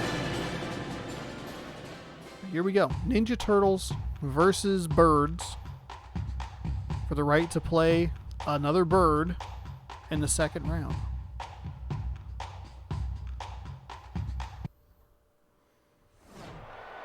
So welcome on in. Game number 4 here. Got about 2.5 hours of basketball action still to come. And then following this stream, big old question mark. I was going to finish grab bags. We see a steal there. But I got a late start today, so I might have to change up that plan. But I don't know what to change it to. We might check out Kill It With Fire for a little bit. Played that last week and enjoyed it a bit. It's also a terrifying game. All right, O'Brien looking to have a better possession this time around. They don't. Iowa has as many points. Iowa State, has as many points as steals. Now they have twice the points as steals. And this is a bad start for the 5th Ninja Turtle. Maryland. Terrapins, they just stepped out of bounds. They're scared. Their coach, the Splinter, is going to have to call a timeout here in a moment. That's a foul. Maryland doesn't even have a shot attempt yet. They've thrown 2 turnovers and stepped out of bounds. They have more fouls than points.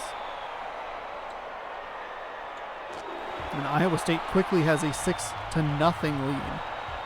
See what Maryland can do here to kind of calm the waters a little bit. Get themselves a little settled into this game. They are on the road in Big 12 territory. There's a shot for Lane, a kick to Lane, shot from Lane. And it is 6-3. Splits that lead in half. They're either shooting the ball and making it, or they're turning the ball over. There's a nice play there on the defensive side for Maryland.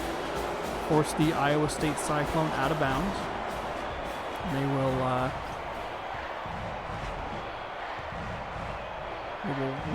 regain possession here. Down 3. Trying to get a little high screen action there. Floats into the lane. Oh, just couldn't get enough mustard on it to get the ball over the rim. Instead, it'll fall into the hands of the Cyclones. Manning driving, falling to his left, can't get it, but Baker, I believe it's the last name there, is there to put it back. So 8-3, almost stepped out of bounds again. Maryland did. O'Brien bounced past to Dennison. Dennison kicks over to Givens. Givens looking for some room here, coming inside, blocked. Actually, going to be a foul on Maryland. Nielsen. Everybody loves his ratings. That's how you make the big bucks. You get good Nielsen ratings. 2 free throws are good, so the lead back down to 3. Maryland kind of tried a little bit of a full court defense there. Manning, that turtle looking the complete wrong way. When there is an offensive player just screaming down the lane, maybe think about moving into the way. At least give it like a passing, like, okay, I don't want to get, absolutely obliterated. But at least turn around and go, that's not for me. Don't just stare at your player. Iowa State steals the ball immediately, up 5.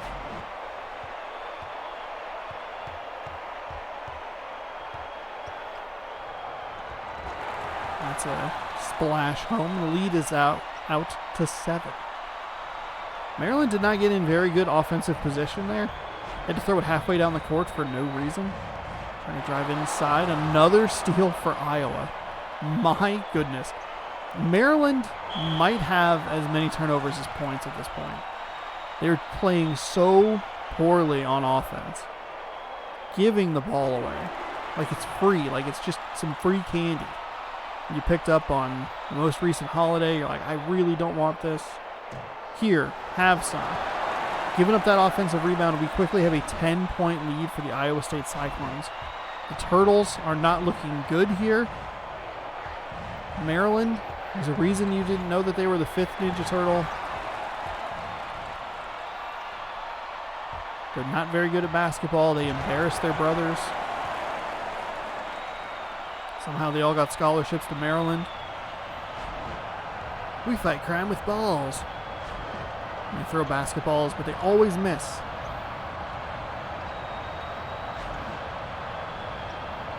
There's Givens for 3. That's short. That's the crashing sound you always hear in the background of Ninja Turtles shows.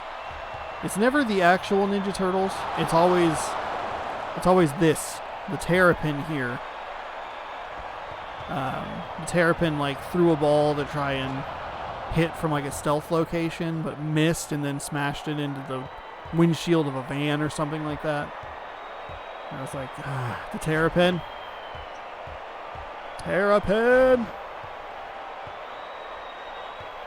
He doesn't like pizza. He's just not a fan. He's like, more of a calzone guy. It's like, guys, let's just order a calzone. And everyone's like, we'd like pizza. But guys, a calzone's kind of like pizza. Yeah, kind of like, not a pizza, We don't want kind of like. Do you get kind of like victories in sports? No. You either win or you lose. We either get pizza or we do not get pizza.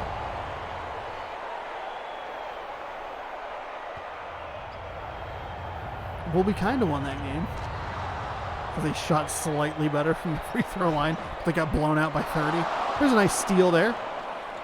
17-9. Please let this be one of the great games so that bit can live on. That was just off the side of the backboard. There's another little circus shot. Maryland had multiple opportunities there to do something and just couldn't put it back in the hoop. They'll lead to a foul on the other end. Speaking of Ninja Turtles, by the way, new game, whatever the heck it's called, looks incredible. I know that it kind of hits me in a nostalgia spot because it's pulling the design and style of 90s Turtles. I really like when they had the belts with the letters on there, on the buckle. I really like that design. Givens to O'Brien. O'Brien driving inside, kicking to the left side. Couldn't see the name there as the bird was covering it up with his feet, but didn't matter because it was nearly an air ball. That new game looks fantastic. Everybody loves the Scott Pilgrim game that came out about 10 years ago. Recently got remastered for the 10th anniversary, but people who worked on that game, the Streets of Rage 4, are working on this new Ninja Turtle game, which makes people very happy. I'm not the biggest fan of beat-em-ups, I will say that, but I like the art style and the direction they're going with it, so I definitely will I'll at least check it out. whenever that comes out. Maybe try like the first, I don't know how it'll be divided or whatever, maybe just kind of try the first world and see what's going on there. Some cool animations. Mikey has a really great running animation in the game. Lane for 3 knocks it home. 21-12.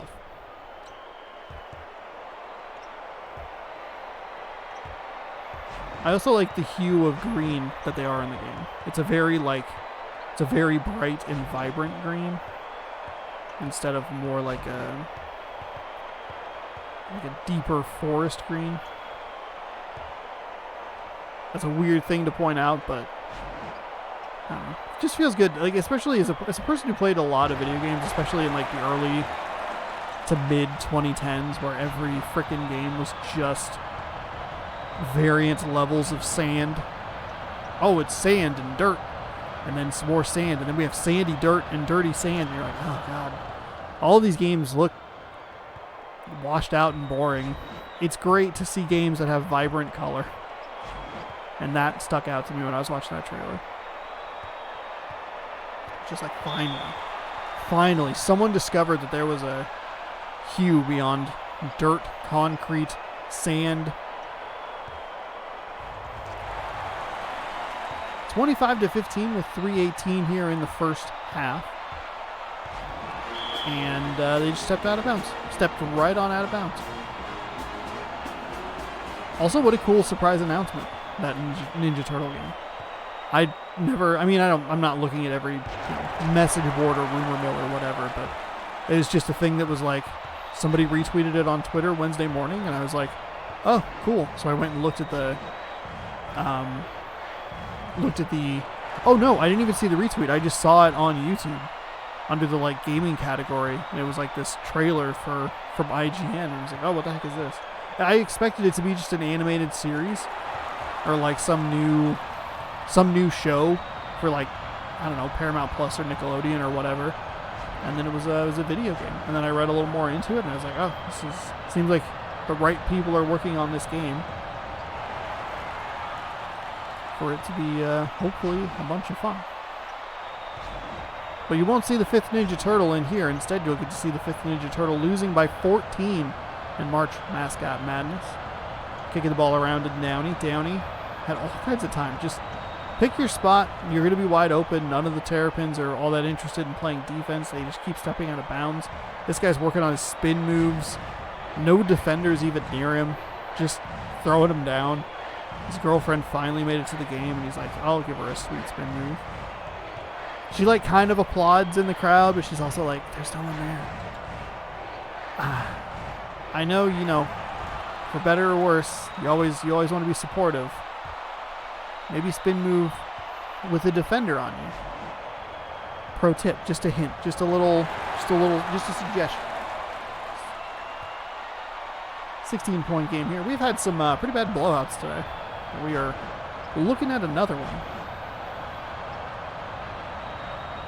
Lane with the ball on the right side, going for 3, gets it. We'll cut that lead down to 13. Let's see if the Terrapins can get the lead down to, let's say 10. 10 or single digits by halftime. Lane danced around way too close to that midcourt line to be doing it. That was very close to a backcourt violation. O'Brien to Williams. Williams kicking it over to Lane. Great defense there for Iowa State to not give up the easy look there. It's going to be a nice pass into Crocker. Crocker going to spin it around there. Williams taking a little mid-range jumper off the left iron. No good. They do get the nice rebound though.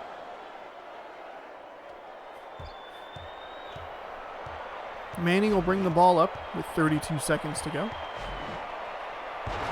Ooh, and that's going to be a jam home to put it right back to 13 points. Maryland really could have used a stop there.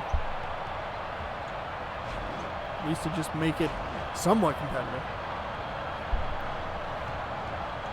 O'Brien.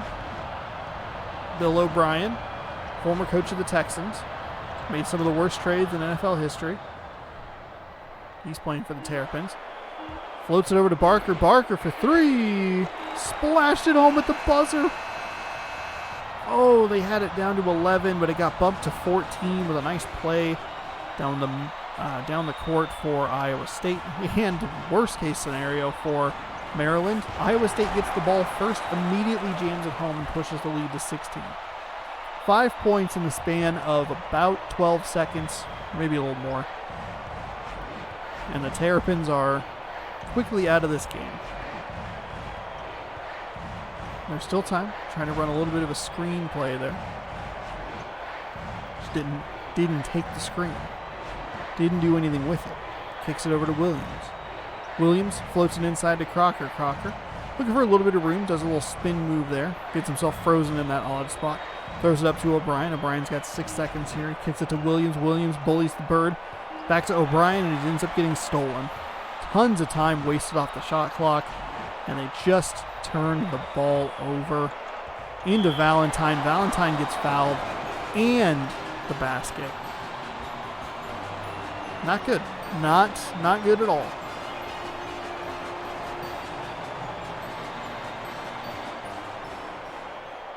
To be fair, people watch way worse games during regular March Madness. I just want to point that out.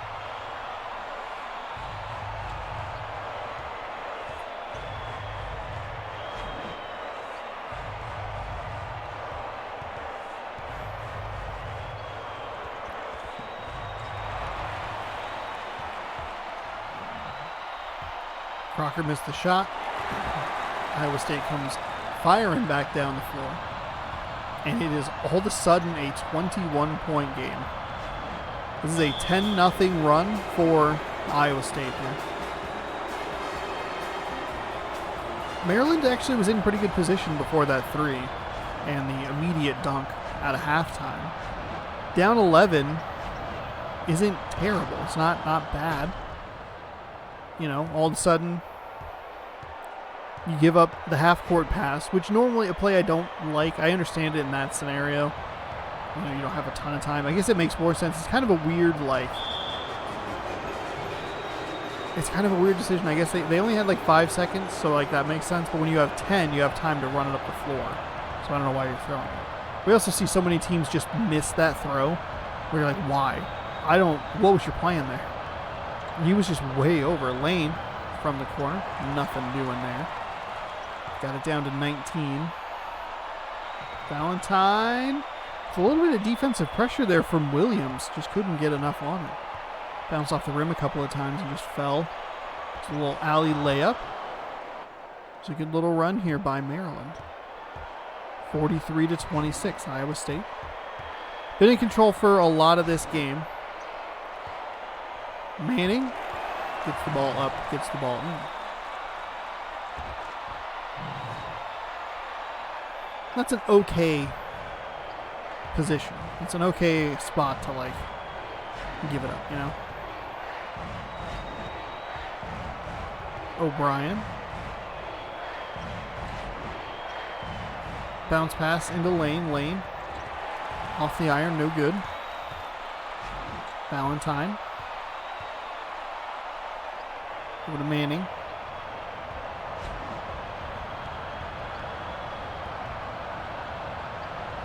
Downey trying to drive to the right, nothing doing. Shot up, no good. Tipped in, no good. Barker blocked. So some okay defense that time around for the Maryland Terrapins. Driving in the lane. Lane jams it home. 17-point game. 6:43 remaining here in the second half. This very much feels like a round one game. It's kind of a one team really taking advantage of the situation.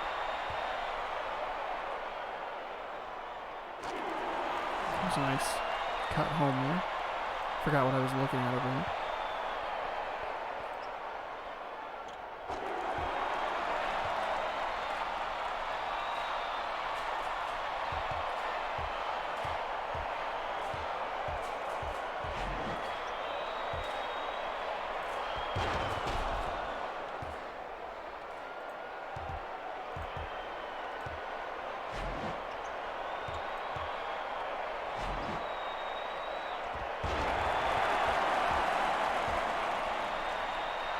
49-30 here.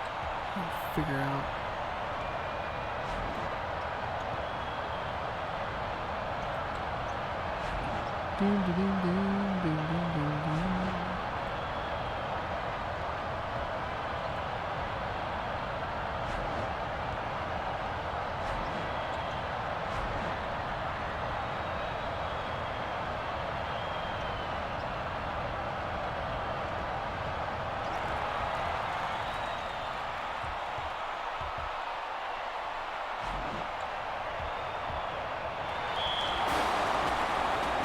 Defensive foul. Iowa State's making basket after basket after basket.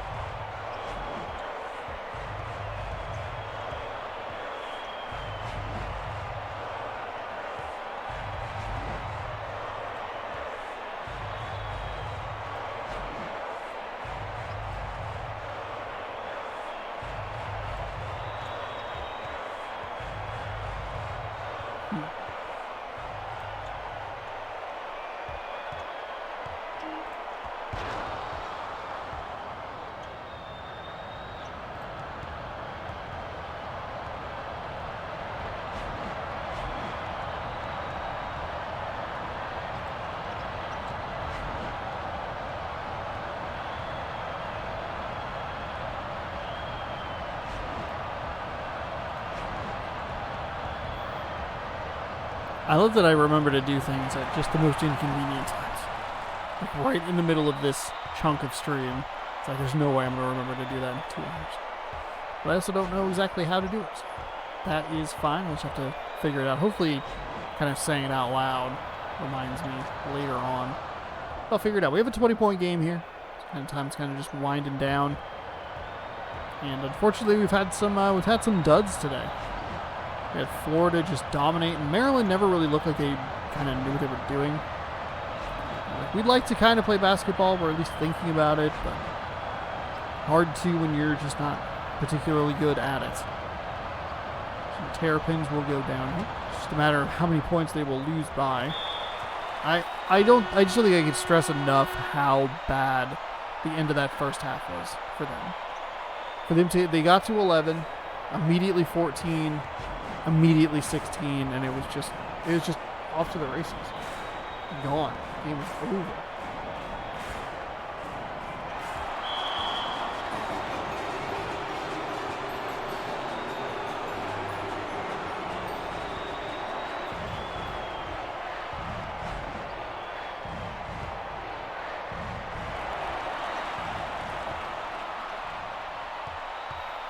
Valentine driving to the left. Into the interior.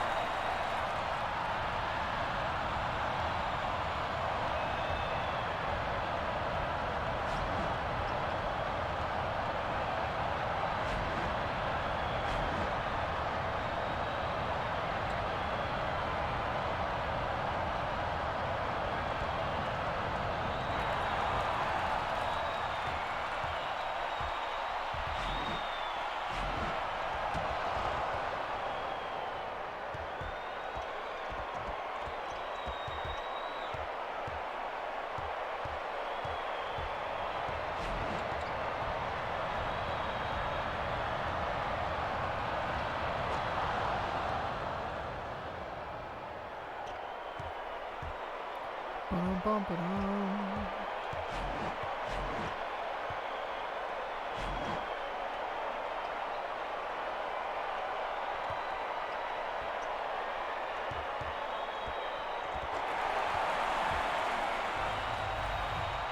58-36, 2 minutes ago. Really should have bought a Halo book when I was at Entertain Mart today. I looked at them and I thought, I could. I shouldn't, but I could. I read the beginning, just like I did a couple years ago, probably violating some sort of copyright law.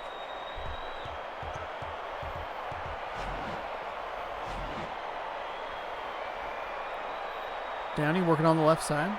Float pass into Barker. Back out to Downey. Into Valentine. 58-38. They did have more mystery bag games today.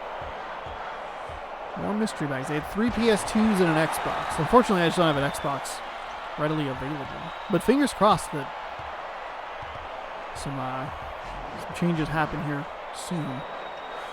I can get into that stuff. If I can get to it, I might do PS2, Xbox, and Xbox 360. I also just realized I need to find an item to help me. I guess I can just do it. I don't know. We'll have to see. We'll have to see what happens. Could be a big couple of weeks here. Fingers crossed. Good vibes. Fingers crossed. O'Brien's bringing it up. Kicking it over to Lane. We have a brand new, speaking of things that happened on Monday. Brand new movie Monday happening this Monday at, the plan is usually 3:30 p.m. Pacific time, but I have been closer to 4 the last couple of times around. And we'll also be taking a look, after the movie, we'll be taking a look at RBI 21, RBI Baseball. The Major League Baseball published, like the actual MLB published baseball game. That is not nearly as good as the show, but the show doesn't launch for another month, and this game is half the price, so... Is this an ESPN 2K5? Is this the ESPN 2K5 of baseball games? We'll find out on Monday. We'll take a look at it a little bit and see what's going on. I think it's geared a little more towards the arcade style of things, so we'll see. It's supposed to unlock around 5 p.m. Pacific time, which should line up pretty perfectly with what I'm when the movie Monday should be finished. Offensive foul. Maryland will take the ball. 62-46 is somehow somewhat respectable, but also way too late. Out of bounds, Maryland ball. So we'll get ready to go here, and we'll move on. 2 more hours of basketball fun. Hopefully better than this kind of garbage. Givens smashing home a 3 at the buzzer. Should make it 62-49. Kind of a respectable final score, but the game was not close for pretty much the entirety of it, especially the second half. Iowa State wins in a blowout, 62-49. We'll see them in the second round. They will stay home to face Marquette. So we have a battle of the birds in the second round. And with that, we are halfway done with this part here. I'm going to go top off my water, and we'll get you set for Georgetown and Ohio. Now, Georgetown. An important game, an important team here. I'll explain why here in just a moment. I keep clicking Dynasty mode, and I don't want to. We'll get the teams lined up. Go over here to the G, and we will go to the O. To the G, to the O. Blue versus green. Georgetown is an important team. It is a champion pick, but not only is it a champion pick, it is the champion pick of the leader of the bracket challenge. Matt's prediction, laying it all on the line here in the next game against the Ohio Bobcats, coming up next. But really quick, we'll get you set with all of those. I just said Matt's predictions. Still in first. It's a guessing game. Right behind him with 16. Matt's predictions has 17. We have one right below it at 16. It's a guessing game. Beeb's picks, couple notches down at 14. I have 13. Fart King has 13 as well. And Go Cougars is in last with 12. And they are quickly losing points here. Quickly losing points as 2 of their final 4 teams are gone. I have 2 of the final 4 teams gone, but my champion is still in, so I have pretty good points remaining, just as far as that is concerned. But Georgetown, champion pick. We will check out what happens with them in just a couple of minutes here on Twitch. Get up, grab a drink, enjoy a couple of minutes away. I'm going to play some music. I don't really know what's playing. I kind of just left the playlist on. We'll probably skip a couple of songs here because these aren't very good. Oh boy, this is very old music. Great. Let's find a different playlist that doesn't suck. That one also is not good. That's fine. We won't worry about it. We'll just go back to the old. We'll go back to the old standby. That's what you want. Just go to an old standby, find it, and play it. So enjoy some music while I'm gone. If you are not a subscriber, you're going to get a 90-second ad, so stick around. If you don't want to watch ads, consider subscribing to twitch.tv/HondaSourceRex so you don't have to watch ads if you're subscribed. You don't have to worry about it. We'll see you in a couple of minutes with more Mascot action.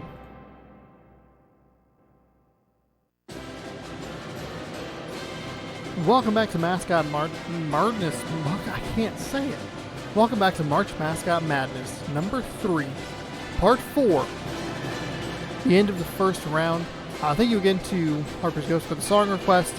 Turns out that if you put something in the queue on Spotify, it just plays, regardless of if you pick a different song. It just is like, okay, we'll leave this other one in the queue just in case. And I forgot, and then I walked away to fill up my water bottle, and here we go.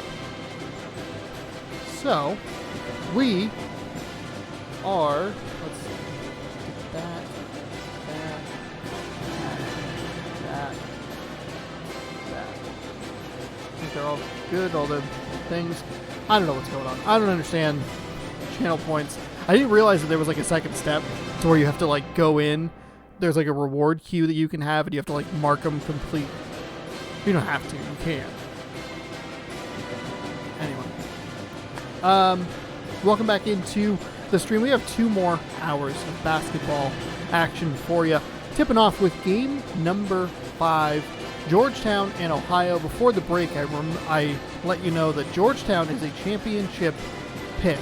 Number 1 champion winning pick. How do they do against Ohio? Let's find out together. Let's burp together as well. We're going to Athens, Ohio to watch the Wildcats. I'd say a pretty popular pick as far as the tournament is concerned. Georgetown doesn't have to travel far to get to Athens, Ohio. And we're not only going to pray that it's a close game, we're going to pray that... Wait, hold on. I think I goofed up my own sentence there. Never mind. Here we go. Tipping it off here. Bobcats, Hoyas. Hoyas win the tip. We have Padgett with the ball, working around the middler, spinning. Postal scoring it quickly, 2-0. The Bobcats, who have a mascot, I should say, that looks nothing like the midcourt logo. Working with the ball here. They'll run a player down around the baseline. Kick it over to Veal. Veal, he's a step or two inside. Shoots the 2 and misses. It's been a day of blowouts so far. Let's hope for a good one here. Number 7 ranked Georgetown taking on Ohio. That player again looking good. 4-0. Suggs with the ball. Postal. Bounce pass into Omens. Omens flipping it up over the defender to get it 4-2. I don't know if Ohio is much of a Final Four pick here.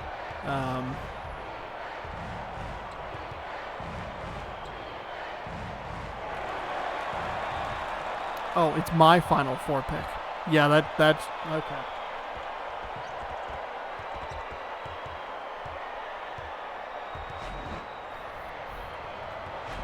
All right. So, somebody's losing a lot of points, a lot of potential points in this one. And it might be me, it might be the leader. I don't know. I might be down to, at the end of this game, I might be down to just Alabama. If Alabama can get far, they might be my only hope to be competitive in this tournament. I've lost Washington State. I have lost that other team, Wisconsin. Looking at losing Ohio here. 8-2 quickly here within the first 2 minutes of the game. Omens backing it down. Finds some room, jams it home. And a nice play there. Ohio looking like they're trying to run a little bit of that halvesy full court. They don't even run it halvesy. They run it like maybe kind of thirdsy. Best case scenario, that is right near the backcourt violation line. They couldn't get the backcourt violation. It's a nice play by Georgetown to try and find some room. Good defense by Ohio. 3-on-2 Ohio. Veal to Omens. Omens gets fouled defensively. That was a good play there. Middle player kicked it to the right, bounced past it to the left, trying to find some room in there. Not a whole lot of room to be found. Suggs working with the ball here. Driving inside, working it back outside to Veal. Veal looking to Carson inside, dangerously close to that baseline. Kicks back out to Suggs. They have 2 players named Suggs on the team. Lee, Omens in for 2. Basket is good. 8-6. And they'll work with that kind of full court pressure. I don't know what to call it. It's not a lot. It's kind of there. Crawford into Postel. The double L's on the end is confusing me. We have Carson bounce passing over to Suggs. Suggs to Carson. Carson into Omens. Lee getting the defense to foul him and making the basket. Big play for Ohio. Now, just because I'm the only one that has Ohio going to the Final Four does not mean that other people's brackets will be totally fine. Left. So he missed it off the left side. Got the rebound. Got the missed shot. 4-point possession there for the Ohio Bobcats. My goodness. I didn't even know how to commentate it. It all happened so excitingly and so fast. A nice steal in the midcourt there for Omens. There we go. That's what you like to see. Now, I know I've thrown out there that my bracket is already in shambles and that my bracket does need Ohio to at least remain in for at least a round. But I will do my best to stay in the middle, stay as a commentator, a quality commentator. That's what you come to the March Mascot Madness for. The great mascots, the quality commentary, and the block shots like that. Nice little skip pass up to Crawford. The defender tries to get in the way, but it was too little, too late. So Ohio can't really take advantage of their own turnover and take the lead instead. They'll get it. There's a nice pass. A couple quick passes inside. Hasn't been, as we see, Postal will most likely come out of the game here. First free throw is missed, which is unfortunate for Bobby Lee. Second free throw is true. We'll see Postal come on out here. Simmons will sub in for him. Second personal foul in 4 minutes. 3 team fouls. Don't want him to be in too much foul trouble. Simmons driving into a double team.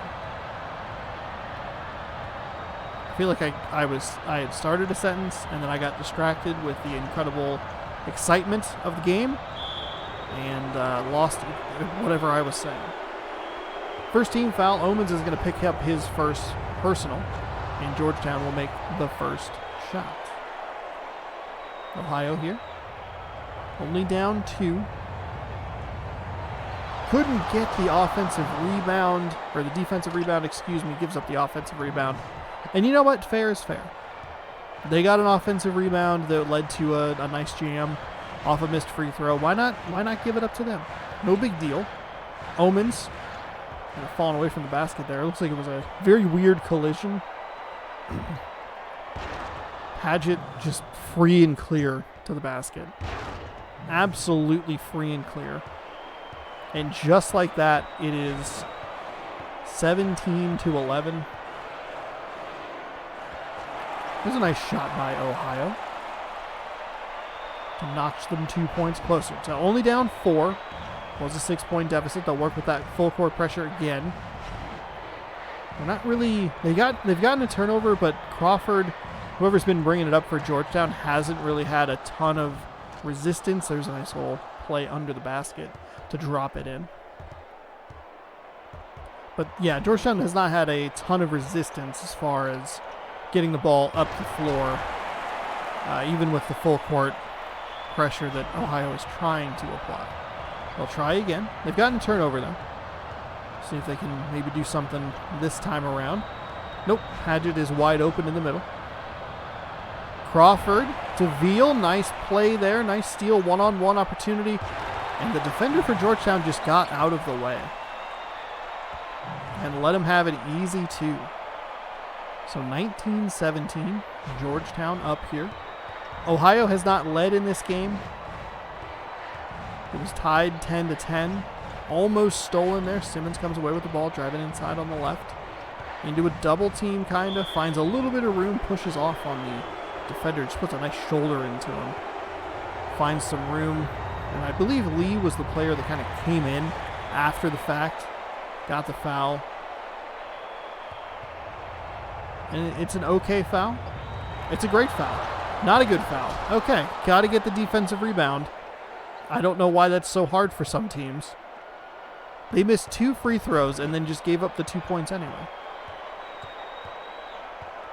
Bounce pass to the right to Veal. Veal into Omens. Omens driving around. He's in triple team coverage here. Trying to find some kind of room. The ball got stolen. Padgett has it. Crawford. It was a slow pass off the floor. So it did allow the Ohio defense to get back. It's going to lead to a foul. That is the 3rd team foul, second on Bobby Lee. We'll likely see him sit for the rest of the first half. First free throw is good. This is the second time that Ohio's gotten right there, down 2, down 1, and then Georgetown's been able to push the lead up to 6. That's where we're looking right now. Barnes is coming in for Lee here, as Suggs has the ball. He must have been moving around that one possession. I assumed he was just kind of on the right still. 23-19, shout out to Monsters Incorporated.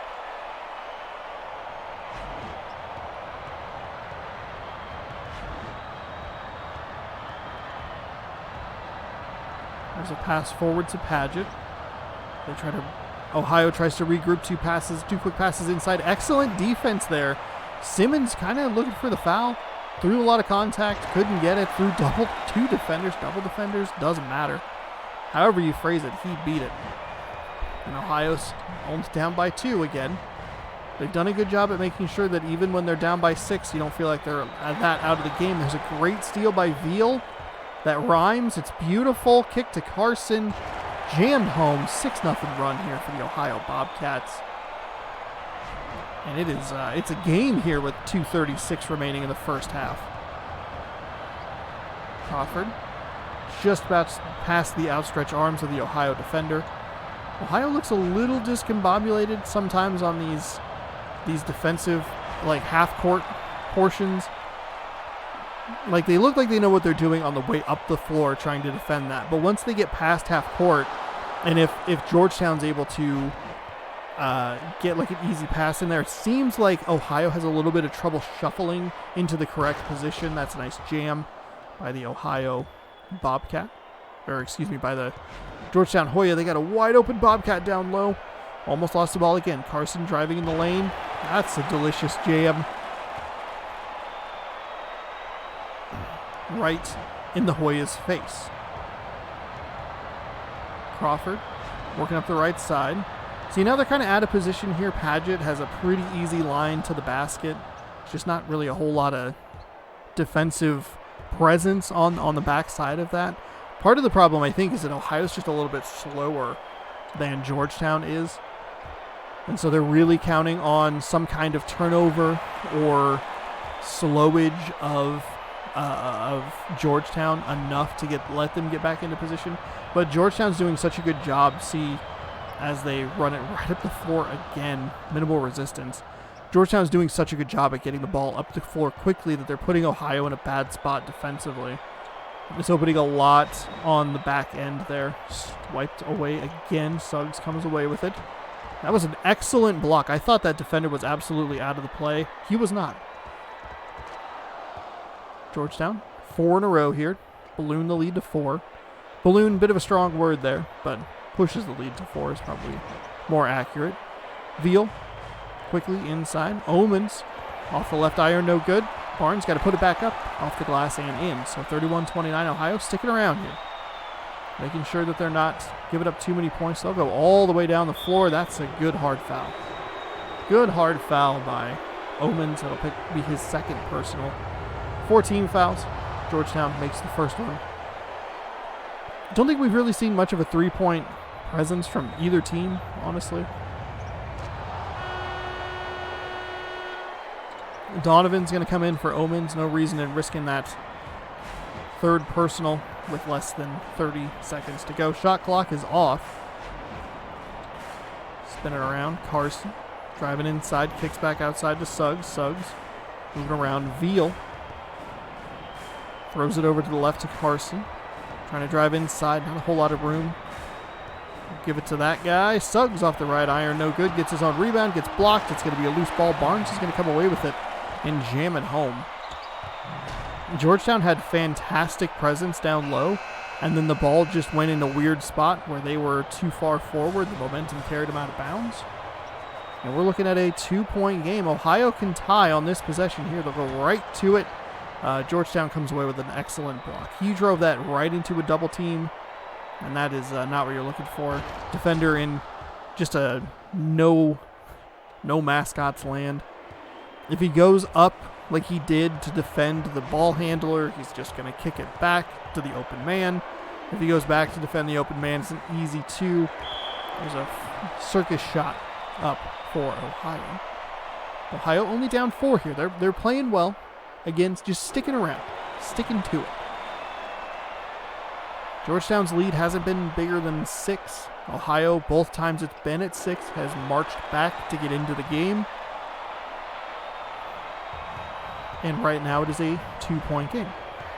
Excellent game to come out of the break. We've had a lot of blowouts here in the opening half of this tournament part. And honestly, just in the opening portion of this tournament has been controlled by a lot of teams. We have the old glitch situation. Take a little sip of drink here.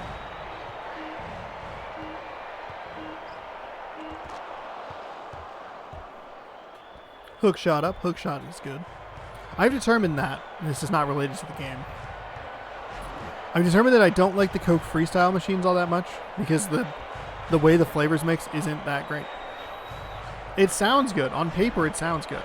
It's like, man, I'd love to have some raspberry in this Coca-Cola. That sounds pretty great. I'd love to even just have a little vanilla Coke. Everyone comes through going, oh, you got vanilla Coke, you got vanilla Coke. They go, we have the freestyle machine. Oh, I love a vanilla Coke. You go, this doesn't taste right. Today I put raspberry in it. Didn't taste good. It's kind of a waste of a piece of technology. Bounce pass over to Carson. Carson takes a little step there. Pops it up.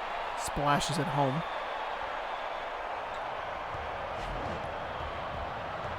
Maybe raspberry is just a bad flavor. I don't know. But it's just like the drink and then the flavoring. And then it's like, oh, hope it tastes fine. And it's like, oh, it doesn't. Drats. That's why you only fill it up a little bit. Then you go over, you dump it out. Out of bounds, Ohio ball. Ohio making some great plays ever since I started trashing the freestyle Coca-Cola drink machines. Good news for me in my bracket. Bad news for the Georgetown Hoyas and Matt's predictions bracket, who has Georgetown as their champion pick. Now, Ohio has not led in this game. That will continue as the shot is blocked out of bounds. It's been tied. They've run back 6-point leads. They've stuck around in this game. They've made sure that Georgetown hasn't run away with it. They have never been able to get over the hump of leading this game, and that continues with a terrible, terrible turnover right there. They were in such good position. Georgetown just threw the ball out of bounds, giving the ball back to Ohio. And that's just not what you want to see here. They're kind of running around Veal for the 3-point attempt. Hasn't been much of a 3-point attempt presence at all. Carson in there, trying to set a screen. Moore kind of just looks like he's grabbing his junk, which is a little inappropriate. This is a worldwide televised, internet televised broadcast. Don't appreciate that. 2 quick passes inside. Simmons through the contact, can't get it. And Ohio yet again kind of just surviving on the defensive end. They've been playing pretty well. They've caused some turnovers. So that's good for them. Carson looking for a little bit of room, firing it up to Veal. Veal, quick pass to Suggs. Nobody really in the paint there. The ball goes back to Carson. And then another turnover. So that's not good. just Ohio seems to be passing the ball just a little bit too much. There was no defender there. A little bit of a run here for the Georgetown Hoyas. They knocked the lead up to 4.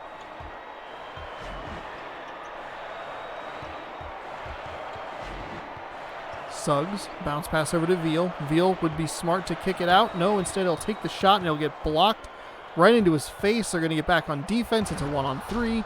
Jammed home, 6-0 run for Georgetown. Georgetown. And people who put Ohio into their Final Four questioning why they did so. Barnes, that's a defensive foul. Thought that was going to be maybe an offensive foul.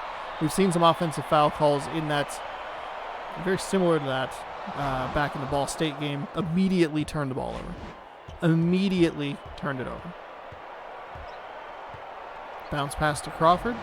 The good news is that Georgetown has been just as uninterested in shooting threes as Ohio has been, which means that they don't have to worry about that outside presence. The problem is that Ohio is just turning the ball over consistently, and that's not what I was going to say. I was going to say the problem is that Ohio also has that problem, so getting back into this game might be a little bit more of a challenge. They've been able to do it with twos throughout the game, getting some foul calls, some three-point plays that way. But as far as deep threes, you're not seeing a ton of those. Leads down to 4. It's about the biggest lead we've seen is 6 points. And every time, Ohio's been great at getting back into the game. Kicks the ball into Donovan. Donovan can't get it, but it'll be offensively rebounded there. Right back in it. 2 quick plays just like that. You're looking at a 2-point game here.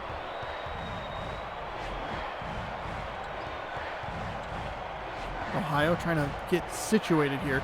They always look so confused and discombobulated.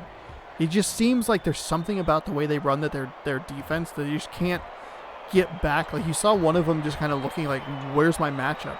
And then there was a free and clear Hoya just running right down the lane for an easy little alley-oop layup situation there. Veal with an excellent recovery on that loose ball. Isn't rewarded with the basket. It just rolled off. Fires it forward to Crawford. Crawford. Easy bucket for 2. 47-41. Unnecessary spin pass backwards for the Ohio Bobcats. Bounce pass into Barnes. Barnes stripped the ball. My goodness. Padgett fired it forward on the left-hand side to Crawford. Crawford kicks to, I believe it's Miller.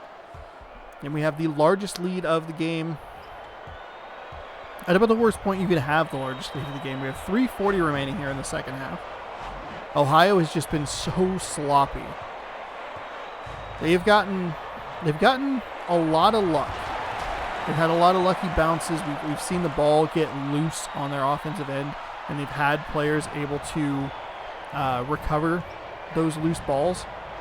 But at the same time, they're not able to finish those moves. You know, they're not able to finish those offensive possessions with positive points. And we've also seen them not be able to defensively recover missed free throws.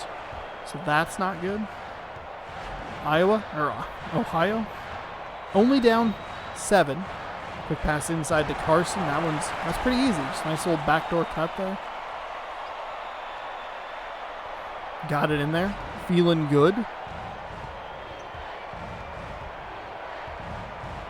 Padgett throwing it. Oh, just past the outstretched arm of the Ohio Bobcat. And that just got jammed home so easily. Defenders not really in great positions here. Suggs bringing it up the floor.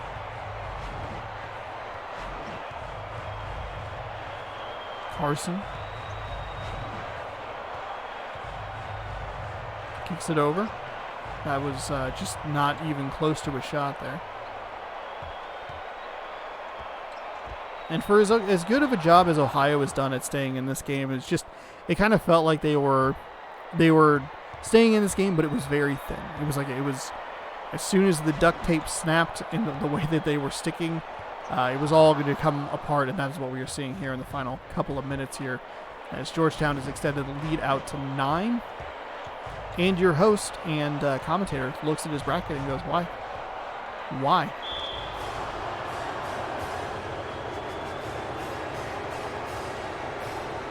Wisconsin failed me. Washington State failed me. Ohio failed me.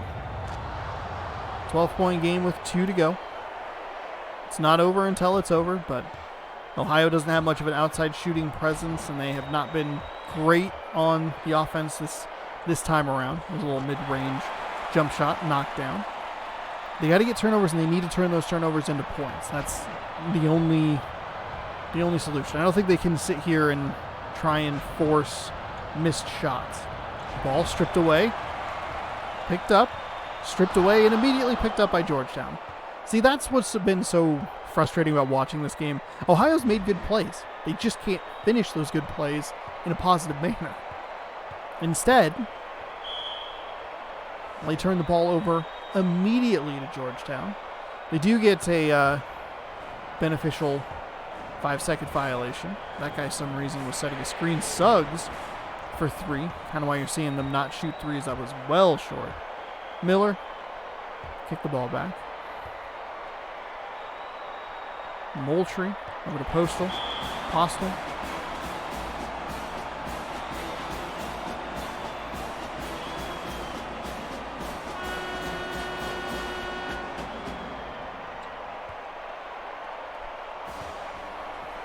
Suggs to Omens. Omens kicks back to Carson. Carson almost dribbled the ball out of bounds. Veal. You gotta take a shot here, bud. Kicks to Suggs.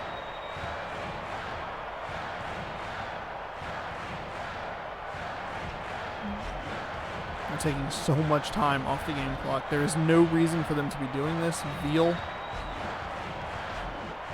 throws it inside to Lee. Lee through the contact flips it up and good. See them foul a little bit here, but it is absolutely too little too late. They took so long to get 2 points.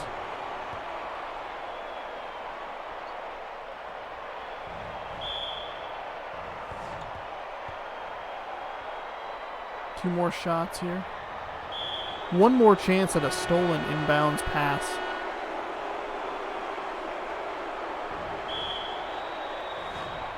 And we'll see Padgett here at the free throw line.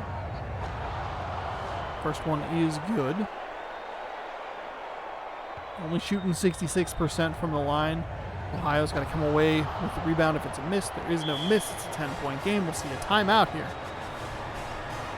And then they'll try to talk it over in the huddle, but the damage has been done. Georgetown, they again, regular Ohio, did a great job sticking around here in the second half. Sticking around the entire game. But they just weren't efficient enough or effective enough on the offensive end. They lost the ball again. Georgetown most likely will just dribble this clock out. Obviously, we'll wait. Maryland or Iowa State? Iowa State.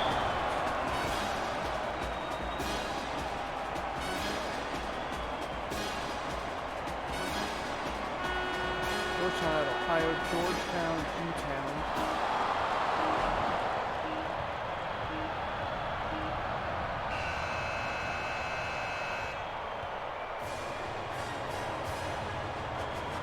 Say they took over the final 5 minutes. It wasn't really much of a contest, unfortunately, in the latter stages of that game. But it was a pretty good game. I don't believe Ohio ever had the lead.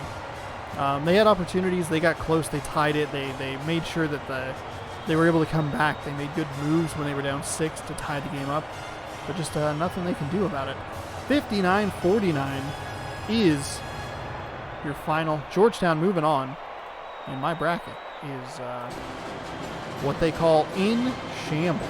Absolutely getting crushed here, as 3 of my final 4 teams are out.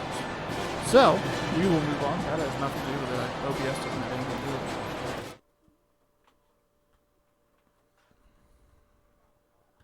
We will move on to, this one's an interesting looking matchup. We have Rams and Owls. I'm waiting for the day where the thing on the end just like snaps. North Carolina is taking on Temple. North Carolina, the Tar Heels, taking on the Temple Owls here for game number 6 of the day. We're going from another high-ranked team, from one high-ranked team to another high-ranked team.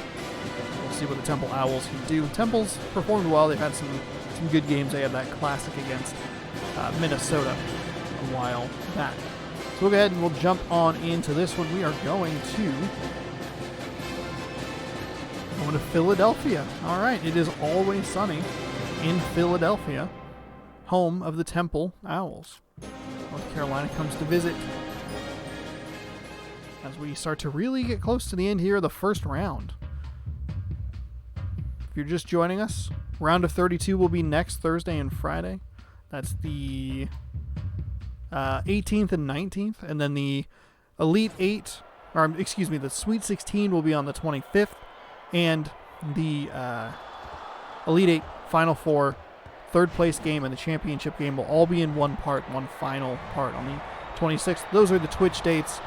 You're looking at the 20th, 21st, and the 27th and 28th as far as the YouTube uploads. So if you're watching on YouTube and you made it this far, 1, thanks for watching. But 2, if you're curious about that.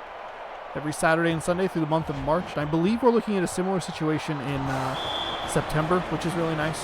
Where it's 4 weekends and each of them will have a part of September Mascot Madness as we lace them up and do it again. The Owls. I got confused with the O, and I was trying to correct, but then it was a T. Temple going to the line to shoot 2. North Carolina is already up 2-0. While I explained all of this, West missed the first shot. Second one is good, though. And they're off. Fullerton to Suber. Lost the ball. Nice play by Temple there. Swan, looks like he's in a pretty good position. He's going to draw another foul. That's 2 fouls already. 2 team fouls. As I believe that's Fulton picks up his first foul. We're looking at a 2-2 ball game. North Carolina, normally a perennial power, one of what they call the blue bloods in the NCAA, especially in the NCAA tournament, usually very successful. Not super successful in this tournament. They usually are getting eliminated in the first, maybe the second round. But they are a team that I would have assumed would have just played very well, and they don't. They don't at all. Looks like we already have a glitch here. Good. That's a good start. It's a good sign for things to come in this game.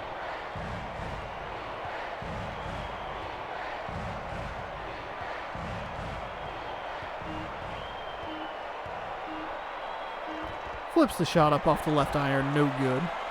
So all that time wasted for North Carolina to come away empty-handed. Temple comes up the floor, running a lot of players right next to that perimeter there. Not a whole lot going on. They're working a guy around for a 3-point shot. Miri, nothing to really look at here. Tries to get a screen from West. West doesn't do a great job getting him some space. Swan now has the ball. Under 10 seconds to go here for Temple. He's into a double team. The ball has been stripped, and Suber, he's going to come away with the ball, but he slid out of bounds. So West will key it into Hall, and immediately Suber makes up for his mistake by stealing it right back. So 3-2, a little bit of a sloppy start here for these teams. On the defensive end for North Carolina, they have a couple of team fouls already. They do have a couple of steals. They're not making a whole lot on the offensive side. There's a 3 for Temple, nothing doing. It's going to be a putback make, though, for Temple. I did not catch that player's name. There's a lot going on in the interior in all of these games. Fulton working around to Warner. Warner trying to back him down a little bit. Kicks it back out to Fulton. Fulton pump fakes. Kind of gets that Owl to do something. He bit on whatever was happening.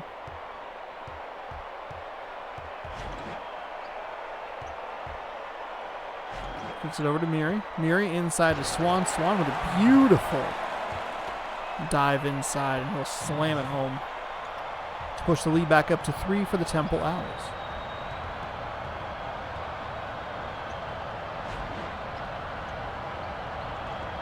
Hook shot, no good. Nice defensive rebound there by, I believe that's Hall. Meary.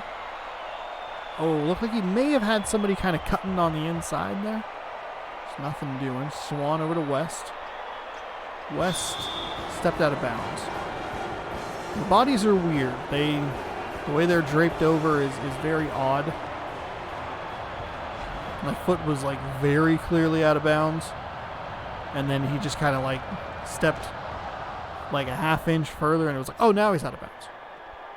Okay. Mascot feet are just a little weird. Just the normal player collision. Working it around the outside. Meary lost the ball right on the edge there. I don't think UNC was going to come up with it all that cleanly, as it was just so close to the out-of-bounds line. There's a three for West off the left iron, bounced around a couple of times. Hall's going to come away with it. He'll get a three, or an attempt at a three-point play. The old school three-point play. 2 and a foul. So we have a nice game happening here. And it will remain a nice game because he cannot hit the free throw. Fulton's going to streak up the left side of the key there.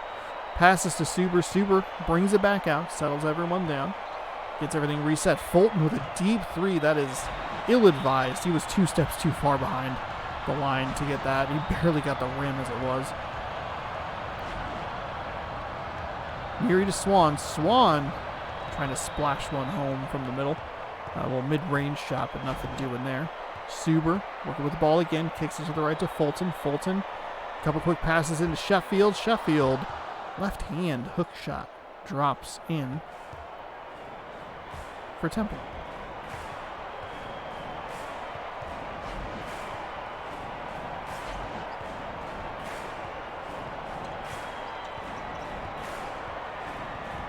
Temple very nearly got a 5-second violation. I was trying to see what was going on the right side. It looked like they were running the play that you normally see, run down by the baseline, out to the three-point line. But there was a weird cluster in the middle on the right side that was very odd. Meary to Swan. Swan's got to get a shot up here. He's not going to get it. 35-second shot clock violation for the Temple Owls, and UNC will get the ball. Right about the halfway mark, we have a very slow-paced game here. As neither team has broken double digits. North Carolina has an opportunity to do so here. See what they do. Boris Sheffield. And he cannot. He's 1 for 2 from the line. It is a 9-9 game. And we get the kind of slower-paced Temple offense going here. Hall driving inside. Somehow that's not any kind of foul, not a defensive foul, not an offensive foul. It ends up being a goaltend. So the Temple Owls will begrudgingly break double digits here. Hollins going to get kicked into Sheffield. Off the right hand and in. So 11-11. Swan. Running around the baseline, fires over to West. West for 3, splashes it home. Temple Owls now up by 3, 14-11 with 4:18 to go in the first half. Bounce pass into Warner. I believe it's Warner. Kicks back out to Suber.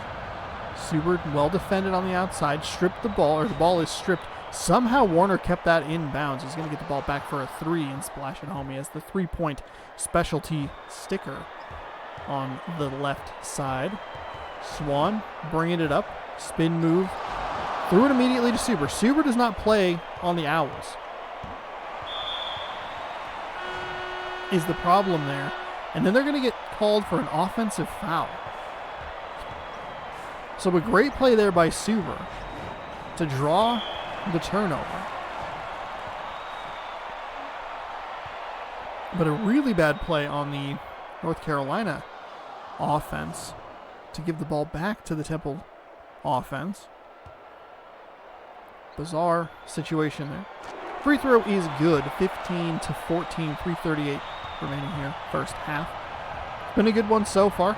been a tightly contested game. Maybe it hasn't been the cleanest game. A lot of turnovers, a lot of sloppy play, not a lot of makes on the offensive side of the ball. But we do have a close game, so we have to take advantage of it and enjoy it extra because we have seen so many blowouts lately. As we have a bounce pass up here. Kick it to the right. There we go. West through the contact, up and in. Temple up by 3. West immediately stealing the ball. Miri faked the 3 and just couldn't get it inside cleanly. Suber working up the sideline, or working up the side of the key there. Hollins kicks it into Warner. Warner, one-on-one, spin move, excellent defense there. Couldn't get the putback jam to go either. What a bizarre play for the North Carolina Tar Heels. Nice bounce pass there. Just couldn't get it down either. That's what I've been talking about. It's like it's just an inefficient kind of slop game.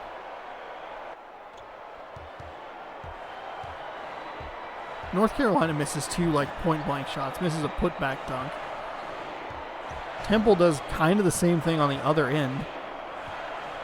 And that's why we have this barn burner of a game at 17-16 with 2 minutes and 10 seconds remaining. North Carolina looking for the lead again. Haven't had it in a while. They will successfully get it, though. 4 straight points here for the Tar Heels. Owls kind of falling apart. They're doing well defensively, and well might be a strong statement. But they've been making some good plays, making some moves defensively. You got to kick that ball inside. That guy was so far out of position. You had a 2-on-1 opportunity. Just a nice little, just a bounce pass. Zawicki. Miri for 3. No good. Suber coming up the floor here. One-on-one. Passes over to Crockett. Crockett. Sheffield.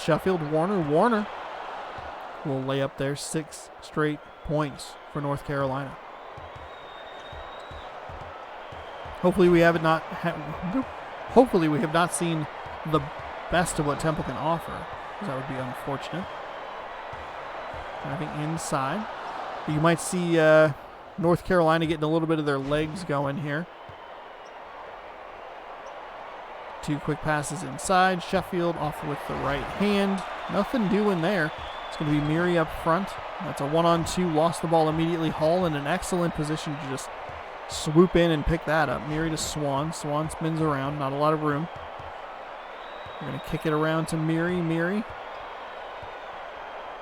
finds West on the other side. Didn't get enough spacing there to go for the 3. Instead, Swan kind of working with it. Driving it around. Trying to drive it inside. Kicks it to Miri on the left. Driving inside. Hook shot. Good. Finally found just enough room to get up and get a clear shot of the basket. Good defense by North Carolina. I know they gave up the 2 points there, but they were sticking with them the entire time. Stolen, stripped away by Temple. And with 10 seconds left, we could be looking at a Temple lead going into halftime. 7-6. Zawicki going to go to the free throw stripe with 5.5 remaining. That is the 6th team foul on the North Carolina Tar Heels. He makes the first. Zawicki misses the second. North Carolina. Crockett from half court. No good. No good. So we actually have a tie game. 20-20. Pretty low scoring. Usually each team has probably 7 more points. Usually more of like a 30-27 kind of score. But both teams scored 9 in the first 5 minutes, and they scored 11 in the second 5 minutes. So technically an improvement. Suber working to the right here. We'll see what the second half has in store for us. Ball stripped away. A couple of Temple Owls go for it. Nobody can come up with it. Instead, it's Suber. He'll take a 3. It's missed. And we have the Temple Owls driving inside West. Nice little play there.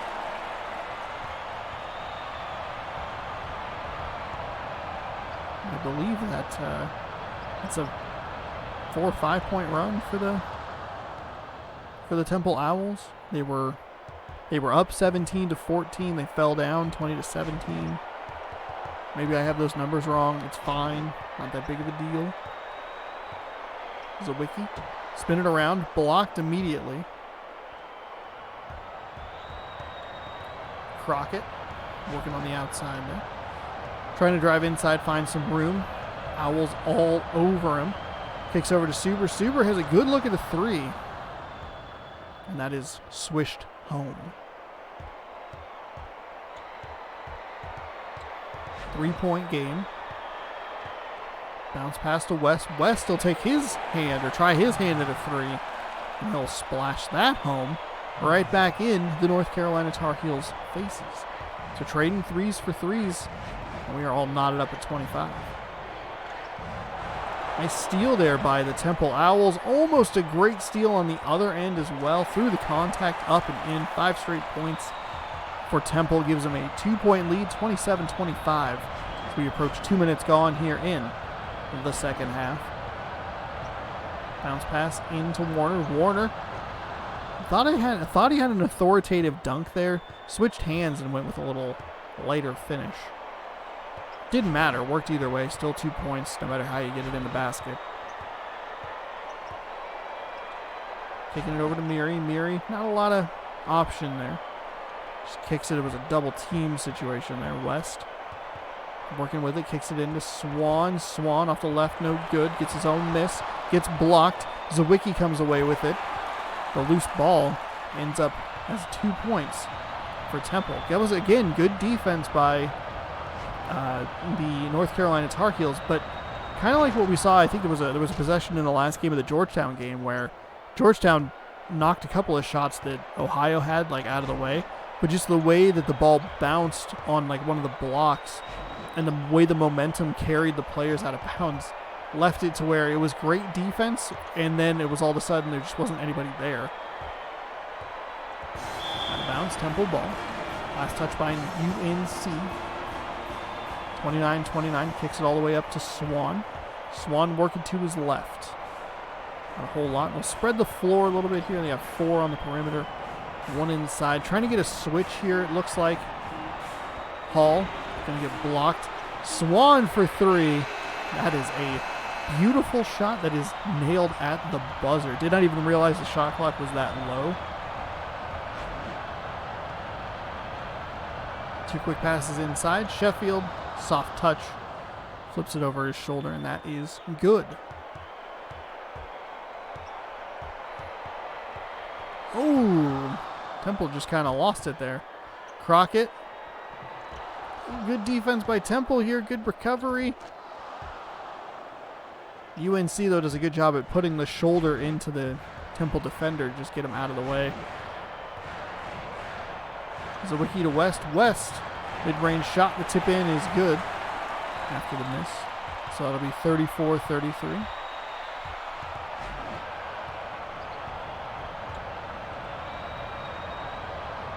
Sheffield sliding inside through a double team. Brilliant block there by the Owls.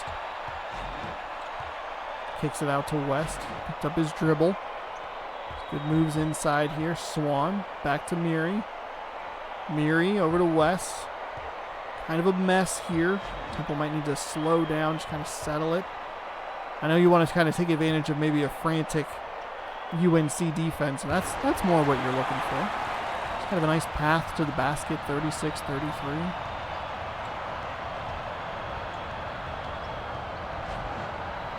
Takes over to Hollins. Hollins, quick passes inside. Warner, it's going to be a defensive foul.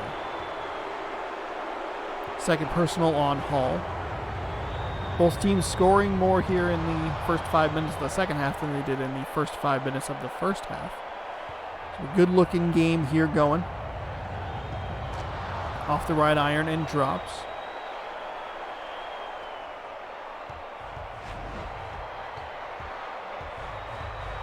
UNC running a little bit of a full court press, or at least that kind of Syracuse-ish diamond defense, where they put somebody who meets them right immediately at half court. They get what they want out of it. See if they go back to it. They have that player right at the midcourt line, ready for the Temple Owls. Trying to get a switch on Hall here. Does not work. Warner with an excellent block there. Kicks it up to Suber. North Carolina now up 1. 37-36. Like they were going for that 2 quick passes inside, but Sheffield didn't go with the ball. It's off the left iron. No good. Zawicki kicks forward to Swan. Swan trying to find some space. Miri loses the ball. Oh no. Fired forward to Warner. Warner jams it home, and it is a 3-point North Carolina lead as we approach 4 minutes remaining. We are getting close here to the final games of the first round. We're getting round number 2 set. Very exciting. We'll have some good high-powered matchups in the next round. All those teams that were so dominant in the first round, or in the first half of yesterday's games.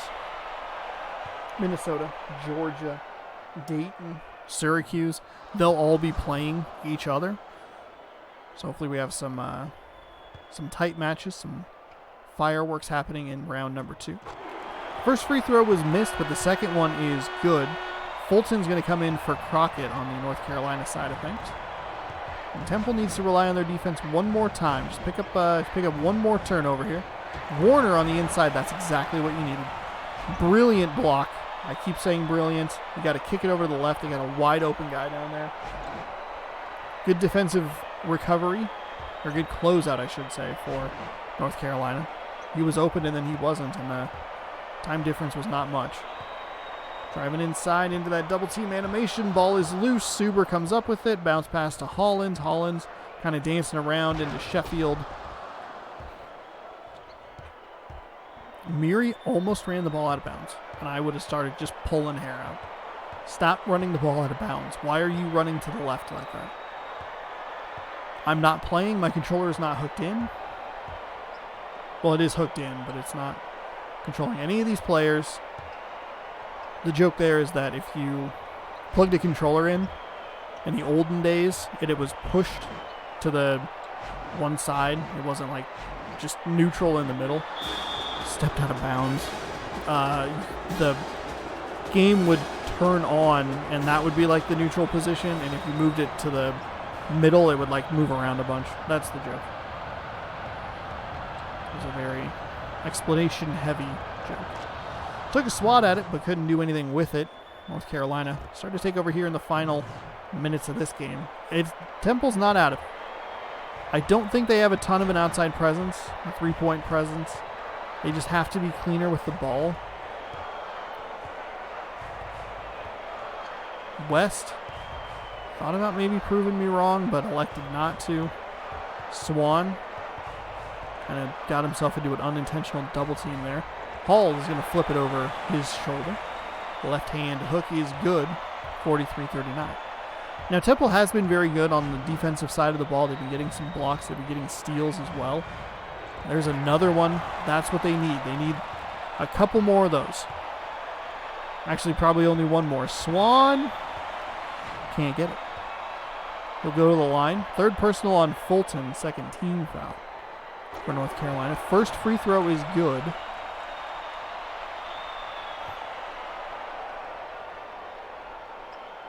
Second free throw is missed. Suber comes away with the rebound. North Carolina will take a timeout, up 3. We have 1 minute and 46 seconds remaining.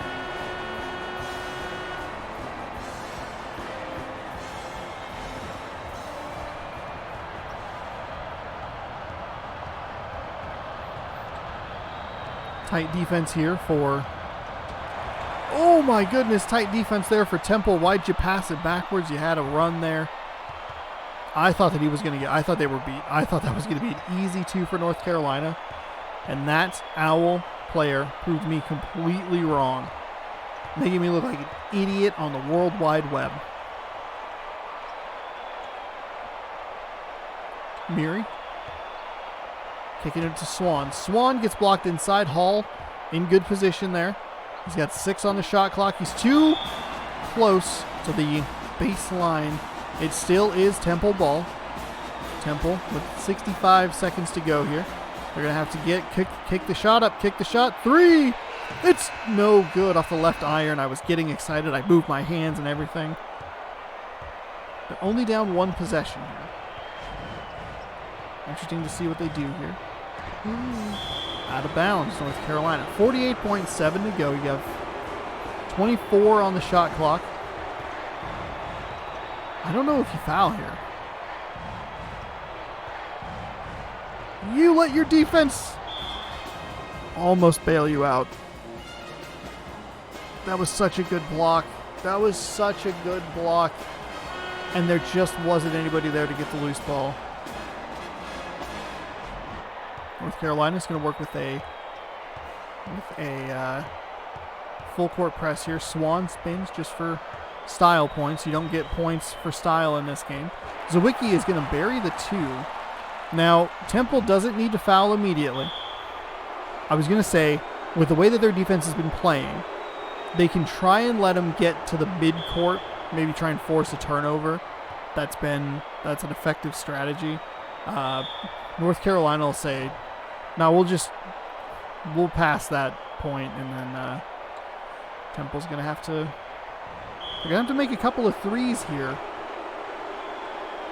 if they want to have any sort of shot. Oh my goodness. Never mind. Well, they still need a 3. That's not the 3 you wanted. That was way too deep. What are you doing?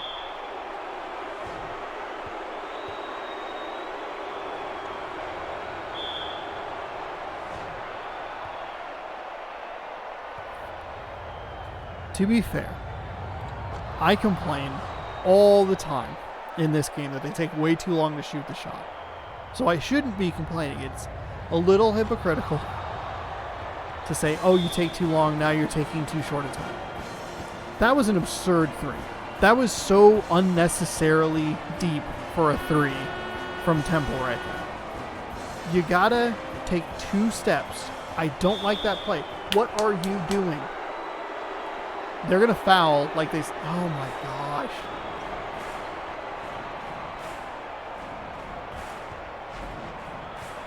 They're not even going to foul.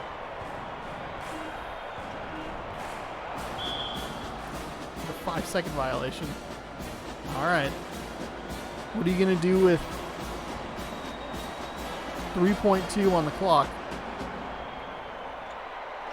Throw an interception. All right. All right.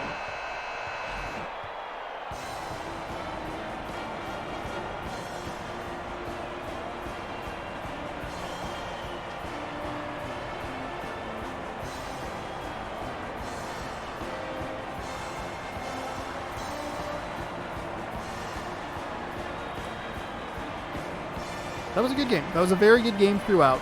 Temple just made a couple of bonehead plays. I can't stand when they throw it that far down the floor. I hate it. It drives me nuts. You have time to run the ball up the floor. It so rarely works in the favor of the team throwing the ball.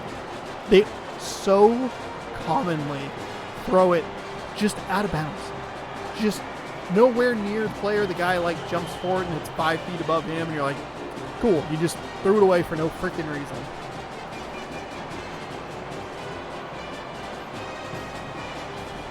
.47-42 was your final score.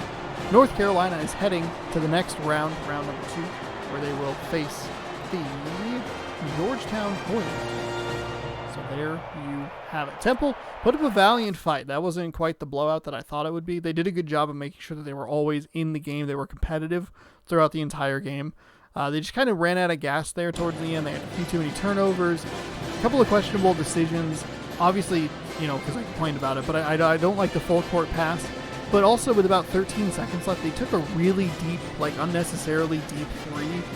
You can burn a couple more seconds off the clock, and you can run somebody else to maybe a better spot. But that's all right. It is what it is. Temple hopefully will learn from their mistakes, and we will see them in September. I did write in my notes that was maybe a top 5 contender. I feel like that's kind of a worst case scenario, but it was a good and it was a good and competitive game. Maybe I'm just skewed because we have had so few competitive games that one looks much better than it actually was. Arkansas is coming up next here. The Razorbacks, they will be taking on Uconn, who's actually in the C's for Connecticut. Uconn, known a little more for their women's basketball program than their men's basketball program. They have had some fantastic seasons with their men's basketball program, including a year where they both the men's and women's won the national championship, which is awesome. They will be taking on the Arkansas Razorbacks. We are going to Stores, Connecticut for this matchup. All-American 10 minutes, you know how we do it. We'll be watching this game. This is game number 7 of the day. We have one more game coming up here. So you got about an hour more of this hot basketball action. So hopefully you're enjoying it. And we're only halfway done with this tournament. So the good news is if you want even more of this, we still have roughly 16 more hours. But Connecticut wins the tip. We have the naked Huskies and the fully clothed Razorbacks. McDaniel missed that first shot. Ware driving down the floor. He is in a 1-on-4 situation. Not a situation you ever want to be in. Especially on a basketball court, because they are going to just swat the ball out of your hands. Lane picks up the first foul of the game and his first personal. They'll send Arkansas to the line to shoot 2. The worst place to be a 1-on-4 situation would be Hoop Fest, because that clearly means that the other team is cheating. Because it's a 3-on-3 tournament. That's why. That's a local joke. It's a regional joke. That's a missed 3 that ends up being a made 2. Soft touch there.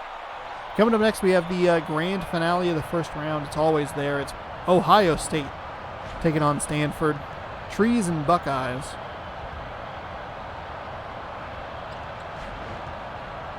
Dunbar kicking over to Archer. Archer trying to dance around, trying to find some kind of room. Not a whole lot working there. Finds Dunbar on the back there, the baseline there. And he'll pick up 2 more points. So with a minute gone here, we have 4-2. We have a 4-2 game. Duncan looking to dunk it. Jarrett for 3. That is well short off the left iron. Kicks it forward to Dunbar. Dunbar, nice behind the back move there. Bounce pass over to Ware. Ware looking for some room. Off the glass and in. So it'll be 6-2.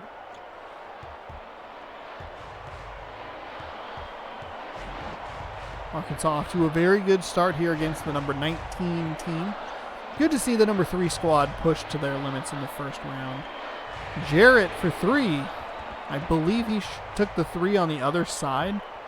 And both of those were misses. He had a pretty good shot at a nice little backdoor cut there for Arkansas. Archer looking at a 3, at least kind of thinking about it. Decides, no thanks, I'm good. Dunbar drives to his left. Into a double team. Made it nice and easy for Connecticut to pick up a block. Ball is rejected right back at him. McDaniel, a little mid-range 2. That's a nice little splash home. When I used to play basketball when I was younger, I wasn't very good, but I needed backboard. I always struggled from corners. I was like, oh, he's in the corner. Just let him go. He will miss it by a very large margin. Lane driving down the lane. Flips it up off the left iron, no good. It was a free and clear path to the basket. Closed down by Arkansas in a foul-worthy way. Shot is up. Shot is good. Ware. I'm going to fight through this Husky defense. That guy is just slip-sliding all over the court. Check that Husky for ice skates. He is carving it up. I don't know what in the world happened there. Connor kicks back to Ware. Ware to Dunbar. Dunbar to Ware. Archer. Is there even a guy named Connor? I think I said the wrong name. Nice drive in by Archer. Couldn't get it. I think I said Connor, but it's C. Dunbar. I mean, to my credit, pretty close. Pretty close. Lane, in the lane, gets it to drop off the right or left side of the iron. And we're looking at an 8-8 game here, Uconn and Arkansas. I thought Uconn had the lead because I didn't realize that Arkansas had pushed their point total to 8. Last I saw they had 6. Shows you how much I'm paying attention. Probably what happened when I yawn.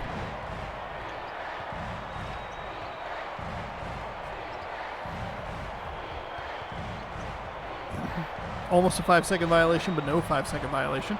Nice little screen there to try and free him towards the baseline. Just no room to work. Ware kicking it off the iron. No good. So an entire 35-second shot clock wasted for a miss. Lane to the right for Jarrett. Jarrett somehow did not step out of bounds. Kicks up to Lane. Lane for 3. Ah, there he goes. He finally makes one. I believe he had taken the last 2 that clanked off the iron.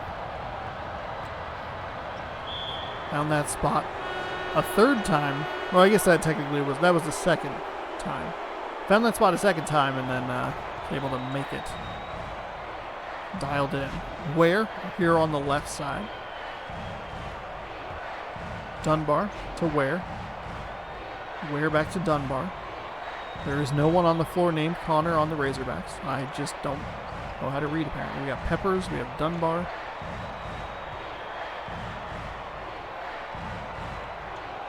Working it around the outside. Not really doing a whole lot of damage on the inside. A lot of time used again for just not a great shot.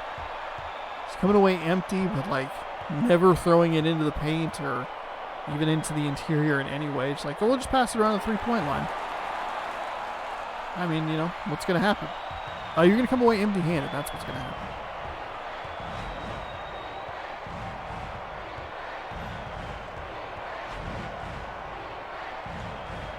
Ware on the left side here. Ball is stripped and picked up by Chapman here. It's a one-on-one spin move. Good defense over here on the Arkansas side. Leads to a turnover. That was an excellent recovery to make sure that they weren't able to get an easy 2.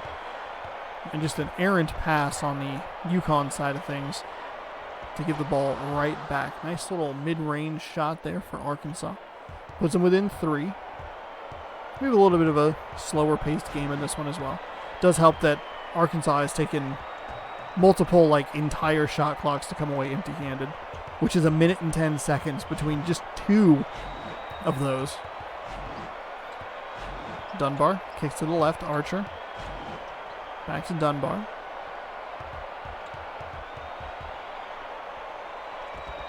Flipped up, no good.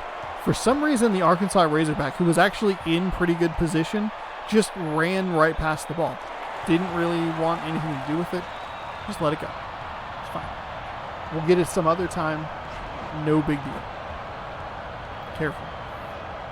Smash your hand on your garbage game. 15-12 after the, I'm assuming, dunk, if my headphones are correct. I am correct in what I am hearing in my headphones, I should say. Got Jarrett in the corner, right down by the baseline. That's a good place to have him. The baseline bandit does thieve possessions away from offensive teams. Just kidding. Just get a goaltend. No big deal. You don't need those points, all right? You don't need to catch up, Arkansas. Arkansas is like, we'll make it harder on ourselves. It's fine. We don't like 3-point deficits. We like 5-point deficits. Ware kind of driving inside. Dunbar not in a great position to put that up for a 3, which is unfortunate because that was a pretty good pass.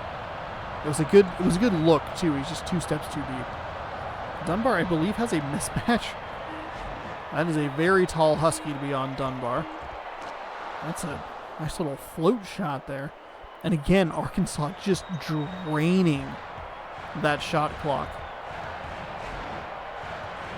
This time, though, they made it. Chapman whips it over to McDaniel. McDaniel thought about driving it. Was kind of into a double team. Frank was there. Maybe if you're that player on Uconn, if you drive it in and the defender bites up, maybe try and get it to the big guy down low. Get it to Frank. He's working with 2 points. He missed the first free throw. He missed the second free throw. The tip in is good, so it didn't matter. Offensive rebounds are maybe a little overpowered in this game. I mean, I guess it's so easy to flip that and be like, God, they never get offensive rebounds. Defense wins everything. More exciting finishes this way, I guess.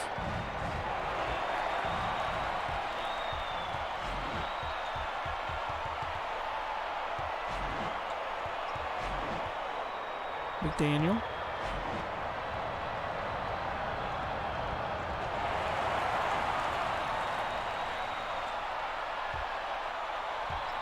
McDaniel gives Uconn a 7-point lead. Another steal there by Jarrett. Nice play there. Chapman bringing it up the floor. We have a touchdown game. 21-14 as we approach 1 minute left here in the first half. They'll push it to 9. Arkansas had been doing a pretty good job of sticking around in this one, but UConn's taking control over the last couple of minutes. Push this lead. This is not great. I don't know why he went to drive that ball. Archer made a terrible play there. He's lucky to get the 2 there, but he had the mid-range completely open. Why are you driving it into the defense? Doesn't make any sense. Especially because we've seen him make that shot before. He's wide open, not terribly far away from the basket. Take that little jump shot. We have a little alley-oop here. 4 straight points, cuts the lead down to 5, 23-18. We are at the 30 seconds to go mark. 30 seconds to Mars. Terrible band. Jared Leto, terrible actor. I know what you're probably thinking, but Sean, he won an Academy Award like they've never given bad actors Academy Awards before. Nicolas Cage has an Academy Award.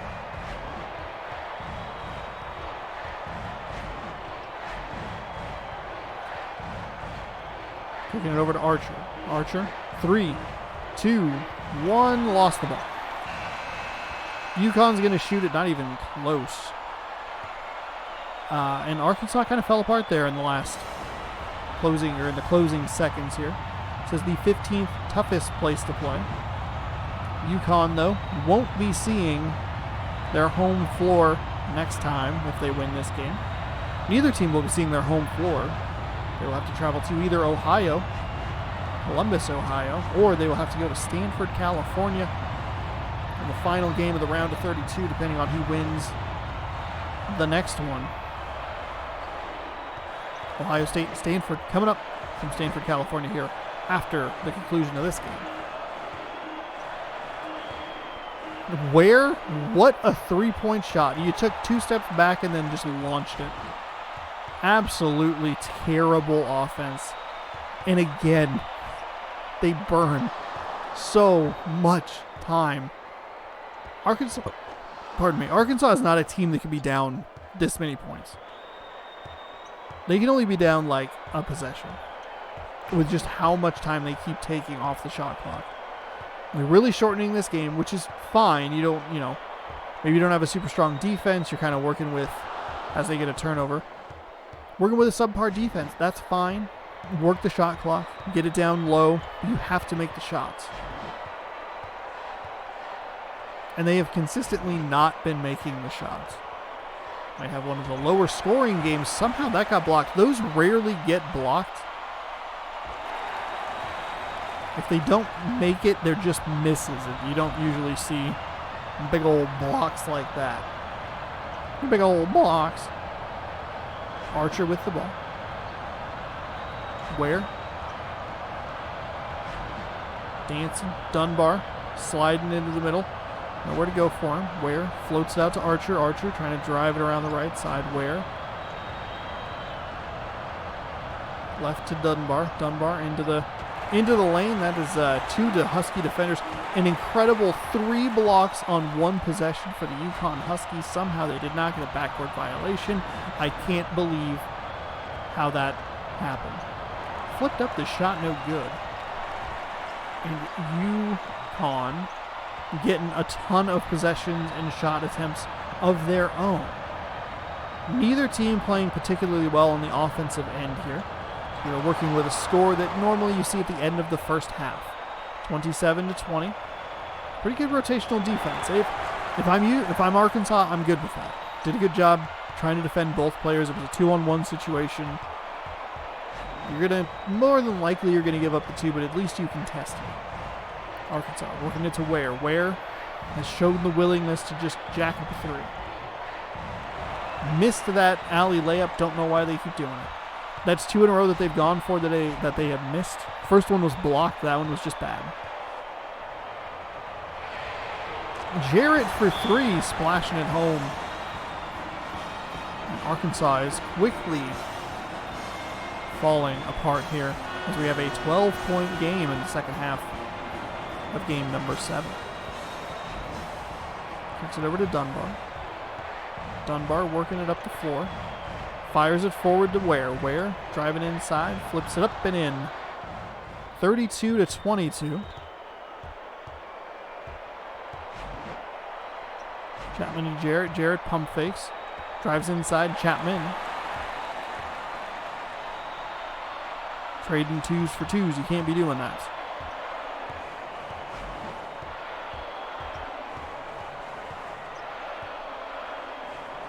Delgado finds Archer at the 3-point line. Archer drives inside, bounce pass back to Ware.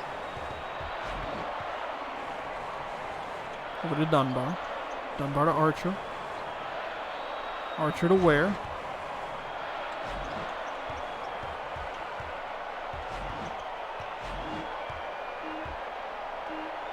Dunbar. Entire shot clock gone. Goose egg on the scoreboard. 34-22. You look at this score and you go, why was it so low? Arkansas slowed this game to a crawl and just ate up clock. It is, all of a sudden, it feels like it is a 15-point game. Just not all this, it doesn't feel like a 15-point, it just feels like all of a sudden, it's like, whoa. Bam. Bam, we got a 15-point game here. Archer way too deep for a 3. And try to drive inside past Delgado. Delgado off the iron, no good. Even when they try to go fast, they can't score any points. Jarrett fires into Chapman. Chapman working it back to McDaniel. McDaniel off the iron, no good. Ware bringing it up the left side. Dunbar. Dunbar loses it. Kicks it over to Archer. Looked like he had a pretty good lane to work with there. It is a 5-on-4. As that other Husky was on the ground, getting up after the steal attempt. I feel like he got to move a little bit quicker. Just a little snappier.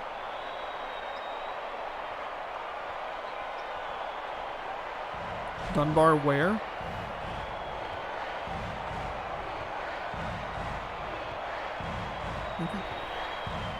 We get one of these situations. More than enough time to take a drink of water. We'll be here for a moment.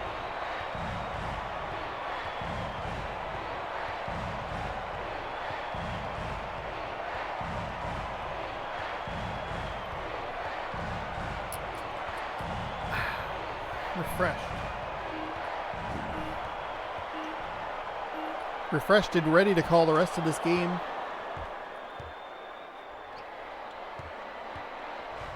As Arkansas does bury the 2.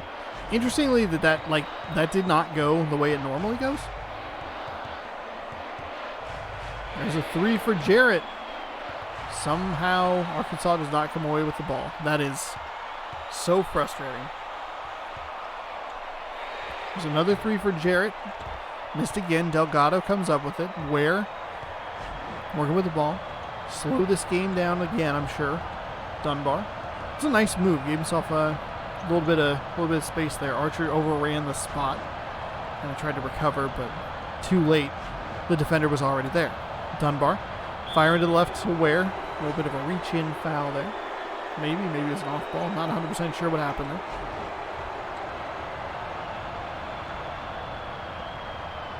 Dunbar directing traffic. There he goes, driving inside. Almost got that up and in. Delgado comes away with the rebound. He'll flush it home. We have an 11-point game here. There's still time. Arkansas still has a shot. They have about 80 seconds to not goaltend. I'd say they have a minute and 15 seconds to get this down to like 9. Maybe. And then they have like a minute to maybe get it down to like 4. Throw it up, draw the foul. Good call. Good job, Dunbar. Problem is when you draw the foul, you have to make the shots. Just a little tip. Not a basketball aficionado, but also seems like kind of just common knowledge, you know.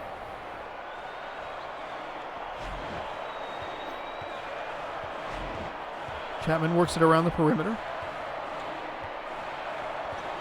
Bounces inside to Duncan. Duncan, through a lot of contact, somehow almost made that shot. An excellent recovery block there by Arkansas. Bounce pass to the left. I like that play. I think it's great. I think that was great on both the offensive and the defensive side. Offensively, they finally passed the ball to the other player. Defensively, he did a great job moving back and forth. Now, I talked about it earlier, but it does help the defender. The tip-in drops three-point play the hardest way. It does help that they were pretty narrow coming down the lane there.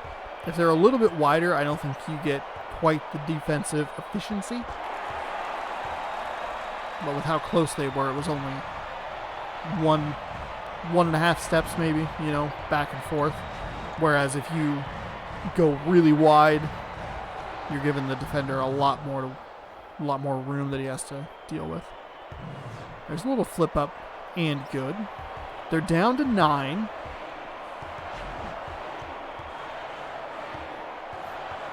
Kicking it over to Jared. Jared for 3. That was an absolute air ball. That was an unbelievable air ball. 43-32, back to 11. 120 seconds remaining.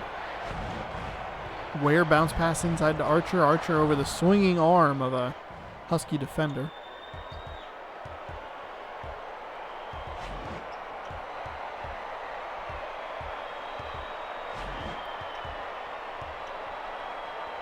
Duncan with the ball inside, one-on-one.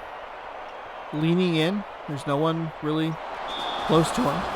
Stealing an immediate timeout with 95 seconds to go here.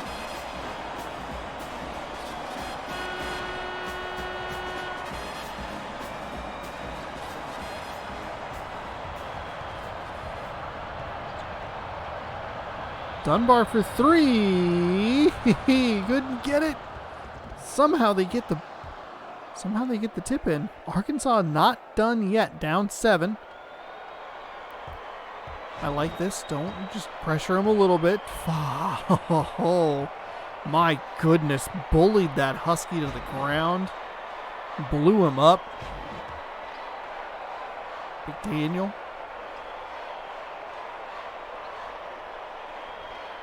Oh, I don't like that. I don't like that at all. If you're going to foul him immediately. If you're not going to, let them chuck up a shot late in the shot clock. I disagree with it.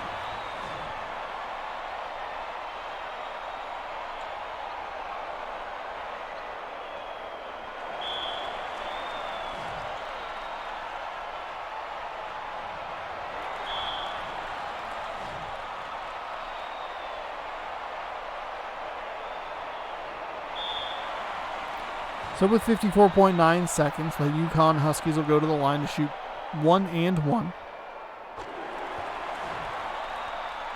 First one's good. Arkansas let way too much time drain off that clock if they were gonna. I mean, that's the Arkansas way, baby. Just drain Drain the shot clock, drain the game clock, drain it all the way down.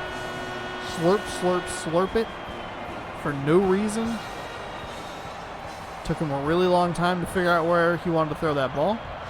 Copeland was standing in front of him the entire time. Kick inside to Delgado with a hook shot. That's up. They're down 6. Can't trade 2s for 2s here. I guess technically you missed the other one. I don't know. Doesn't matter.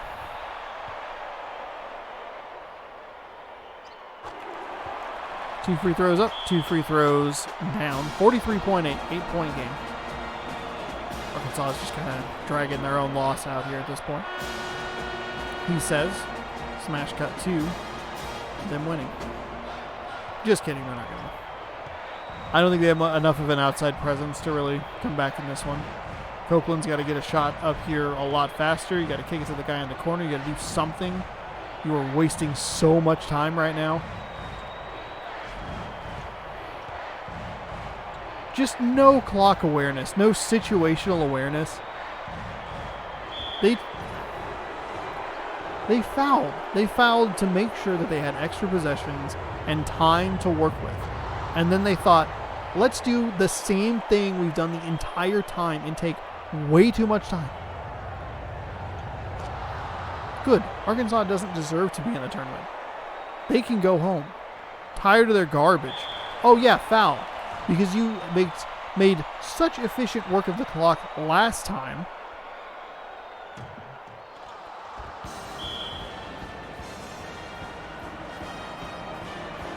They're going to win this game, and I'm going to have to watch them again.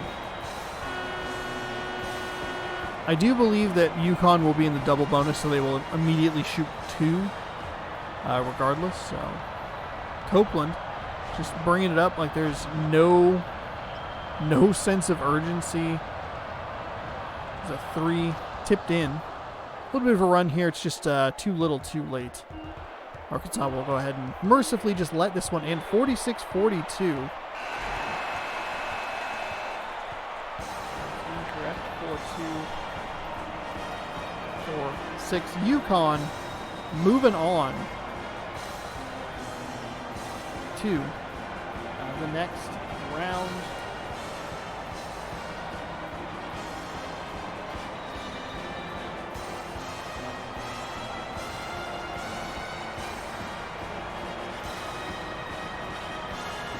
Uconn controlled the second half. Ark, no sense of urgency.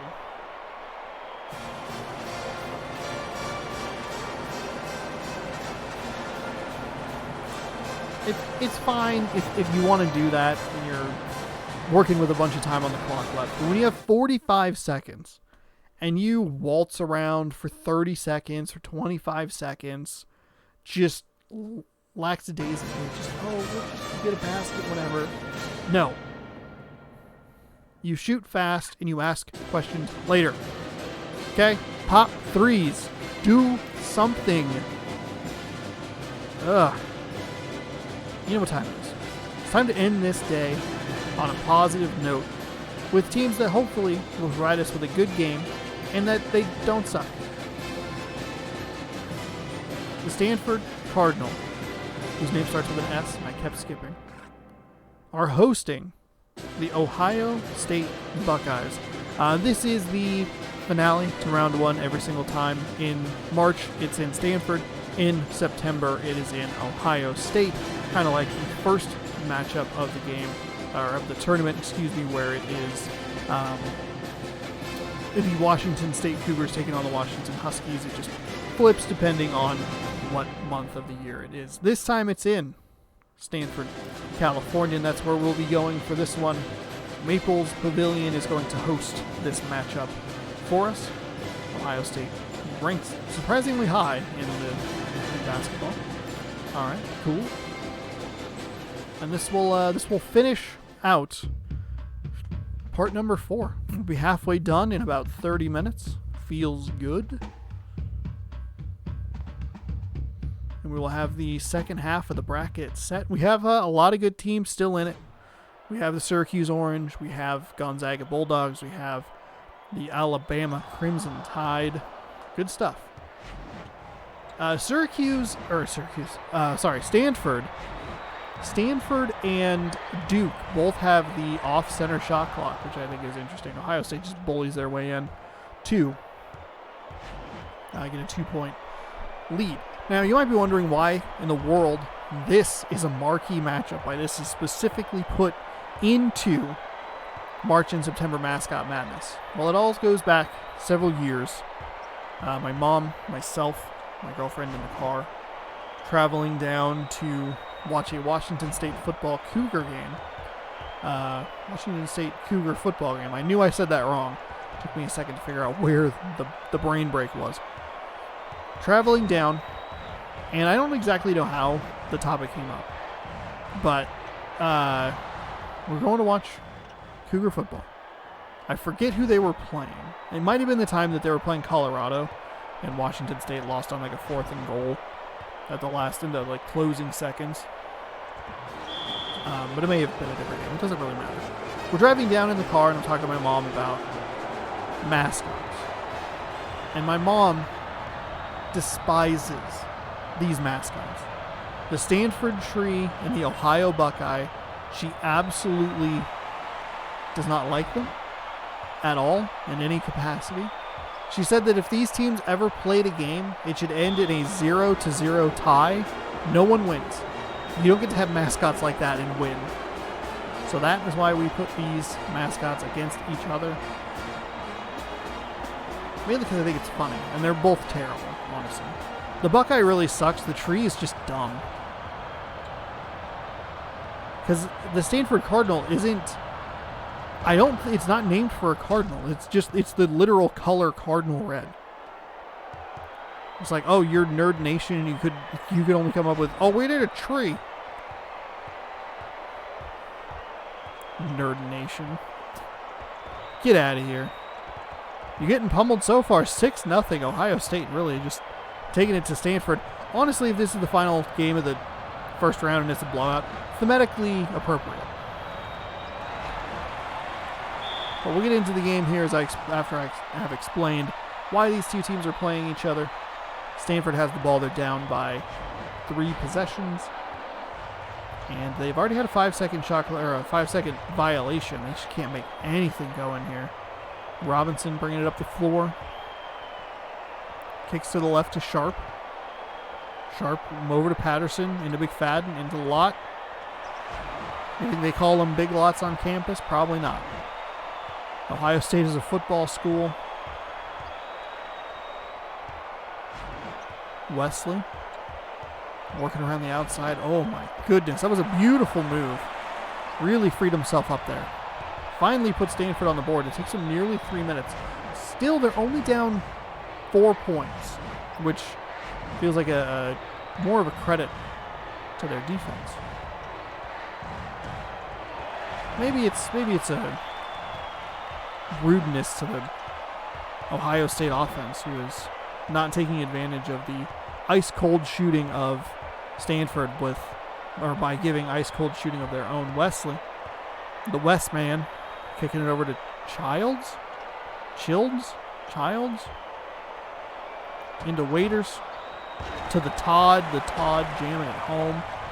He'd like to play John Madden football on her Xbox. Doesn't have an Xbox. Has a PlayStation 2.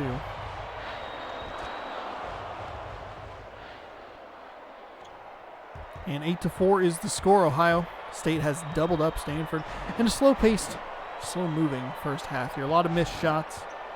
Some mental mistakes with a 5-second violation for Stanford. They're looking at another one. Finally moves a little bit to not get the call. Kicks it over to Childs. Childs kind of driving inside. Kicks over to Wesley. Wesley, the West man, off the left iron. No good. Patterson now with the ball after the rebound. Floats it over to Sharp. Sharp drives into a double team. Kicks to Robinson. Robinson 2 steps inside.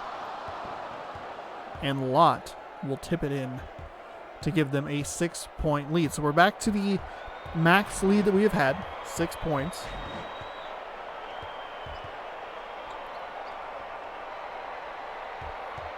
Childs kind of working it around here.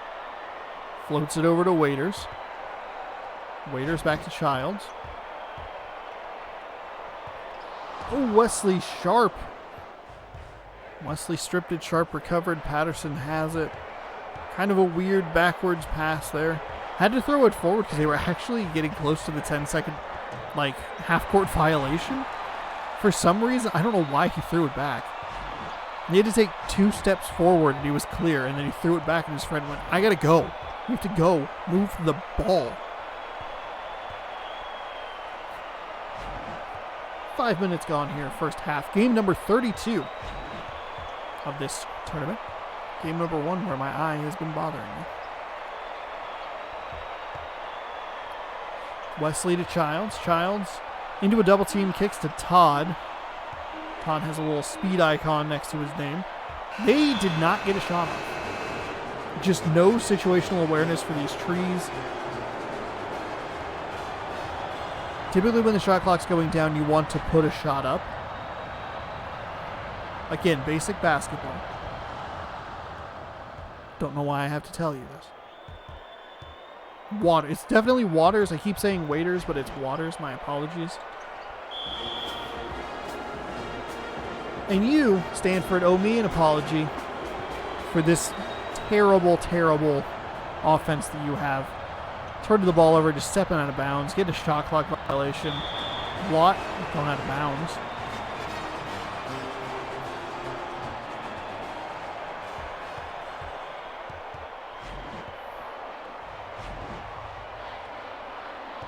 Kind of bouncing it inside and outside for each other. Childs to Waters. Waters floating it up there. Cuts the lead to 6. See if Stanford can get on a little bit of a run here. Ohio State has not done themselves any favors to really put this game away, considering that they have scored 12 points in about 6 minutes. Now 14 points in a little over 6 minutes. Not great as far as they are concerned.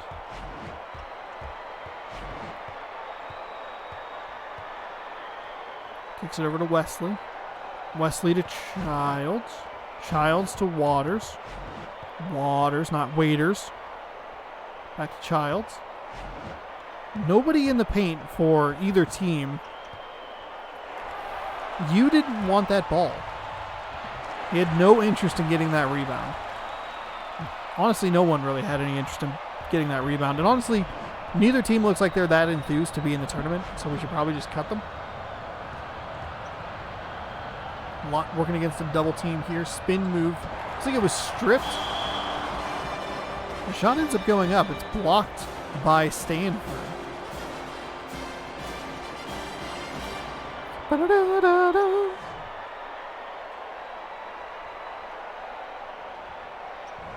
Watt to Sharp. Sharp to Robinson. 2 quick passes inside, out of bounds. Stanford ball. I mean, I'm talking about. I've been talking about the Ohio State offense and how they are not able to really put this game away. Stanford has done very little on offense. They've had way too many turnovers. The game should be way bigger than 6 points, and honestly, the 6 points feels like too big of a mountain to climb for these trees. On the flip side, Stanford's not taking advantage of Ohio State's inability to score. That's what I talk about when teams get a deficit. They have to get hot, they have to stay hot, but they have to take advantage of when the opposing team, in this case Ohio State, isn't making shots, and they're just not doing that. That's a bad play. Somehow they're going to be able to get 4 points on that possession. They have the lead all the way down to 2. Just a very odd situation here. We saw this with one of the other games.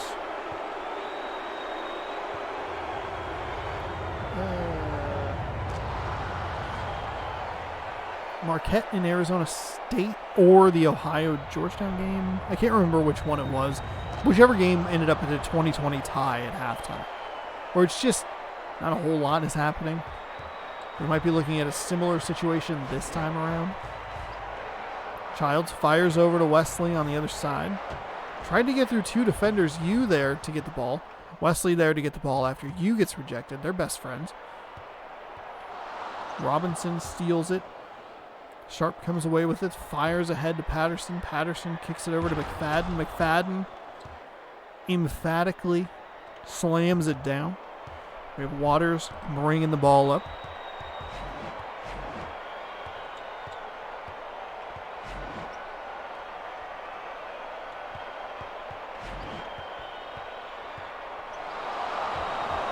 Stolen away by Sharp. Patterson. Patterson gets his own miss. And just like that, we're right back to an 8-point game. Stanford just looks completely inept in this game. And there's not a whole lot that they can do about it. Childs getting blocked. Sharp, who is just all over the place. Picking up loose balls, getting steals, kicks to Patterson. Patterson drives in, finds room, jams it home. 10-point game. Stanford's going to take a timeout. Hopefully cut into this momentum a little bit.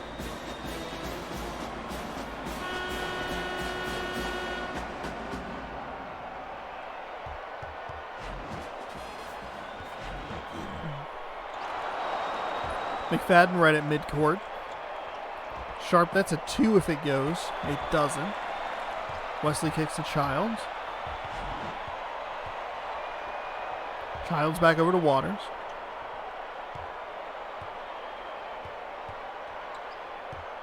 Wesley in for 2. Cuts the lead down to 8. 31 seconds to go here. I believe Ohio State had the ball first, so it would be a good idea for Stanford to try and get something going defensively. That's not really what I was referring to. That was more what I was referring to. Take advantage of the missed shot, get the rebound, move it on up. Waters working with it. About to hit 10 seconds to go here. First half has been a little Insert vomit sound here. Childs trying to drive it. He's into a double team. 2, 1. The shot wasted all that time to come up with absolutely nothing. You drove it into a double team. How did you think that was going to be a plan that worked in your favor?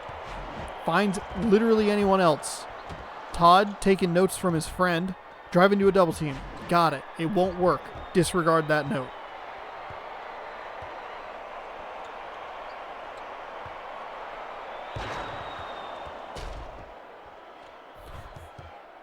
Stanford looks like absolute garbage on the floor today.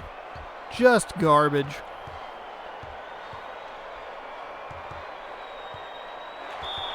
Somehow that's a defensive foul.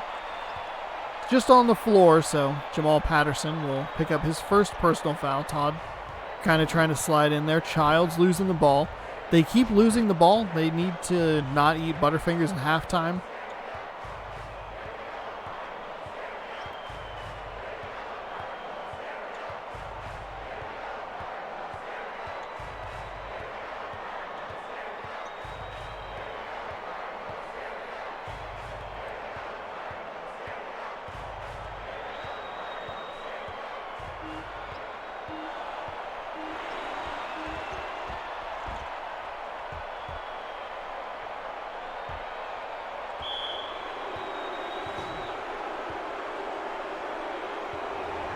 And the ugly offense continues here in the beginning of the second half. For both teams, we're 60 seconds in and we've only seen like 4 points.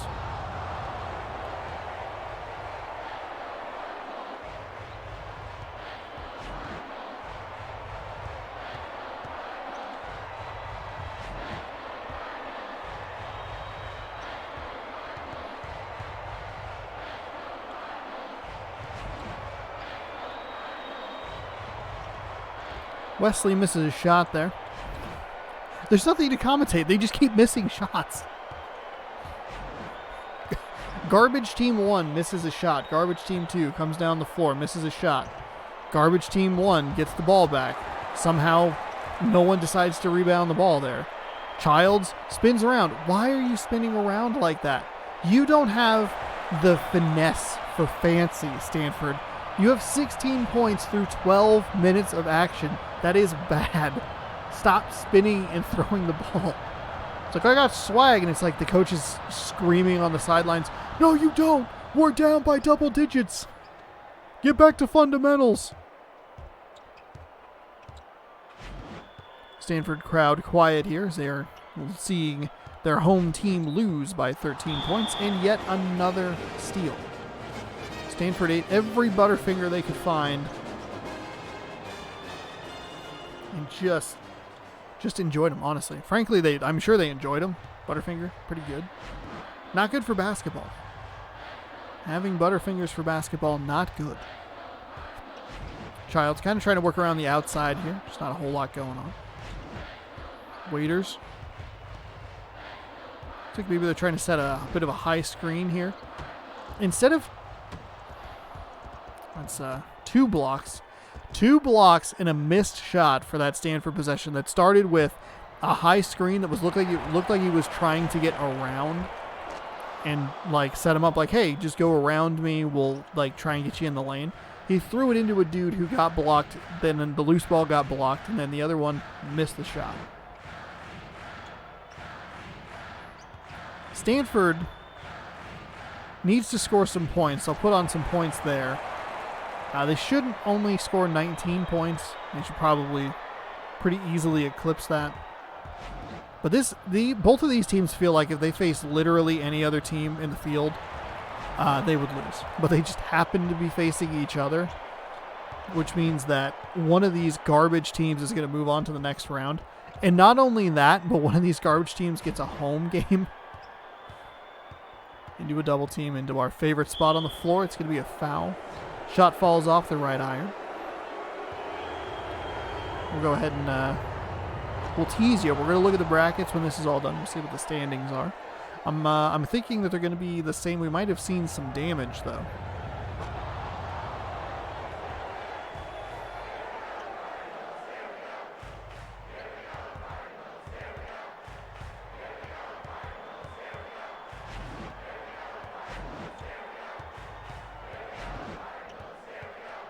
Bounce pass into you.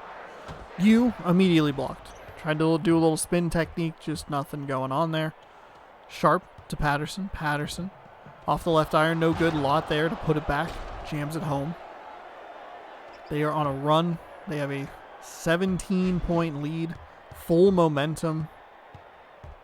All they've had to do is kind of just survive their own poor shooting. And looks like they're well on their way, as Stanford has offered little to no resistance or even offensive competence to push themselves to make this game competitive. The crowd is silent here in Stanford. Wesley just steps out of bounds. Just complete lack of awareness.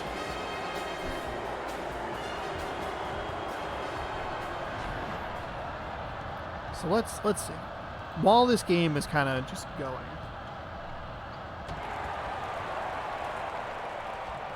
we might have one of the lowest. Might have one of the lowest scoring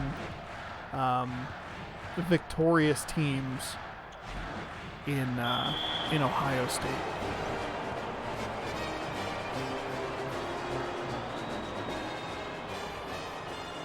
(37-18) here. 5:04 remaining.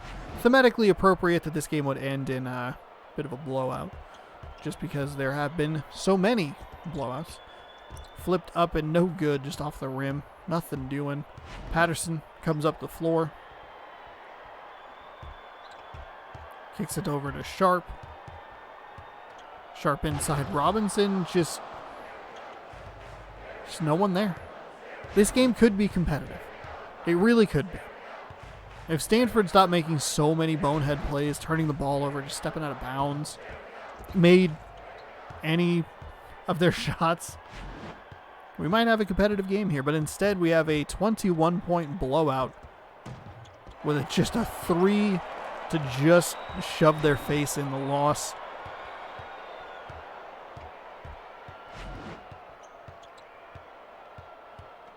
Waters to Todd.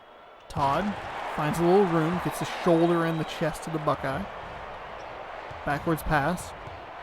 Unnecessary backwards pass. But they at least can back it up. They can look. They use the scoreboard. They point at the scoreboard. They go scoreboard. We can swag. You can't, Stanford, because you have scored a measly 20 points in 16 minutes. The lowest score we've ever seen is 19. I believe Weber State was that team. I can't remember. I can look. We have time. Hold on. I'll find it. Oh, what was that? An Ohio State turnover. Wow, what a surprise. Never could have guessed that.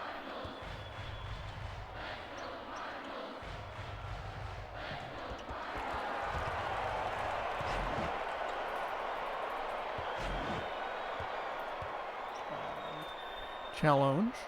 We'll take a look at the tournaments.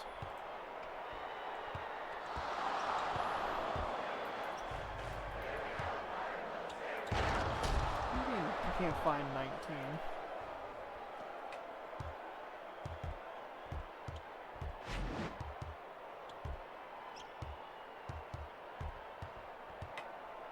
It was in fact Weber State. 51-19 was the final score of that game. They are, Stanford is 2 minutes and 47 seconds away from putting up some just atrocious numbers themselves.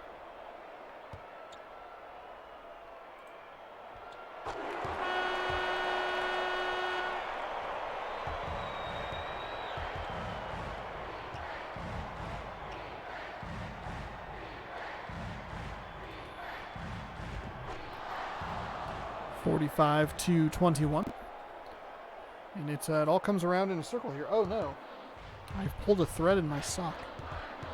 Oh, that sucks. That sucks. That's just a big old sucky suck. No, don't do that.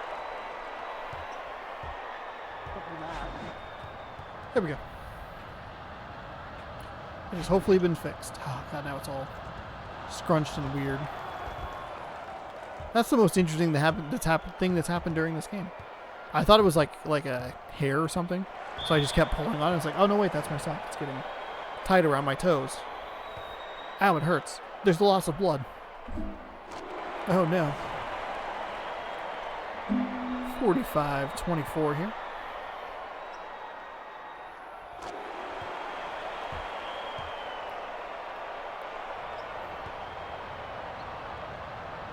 .120 torturously terrible seconds left in this game.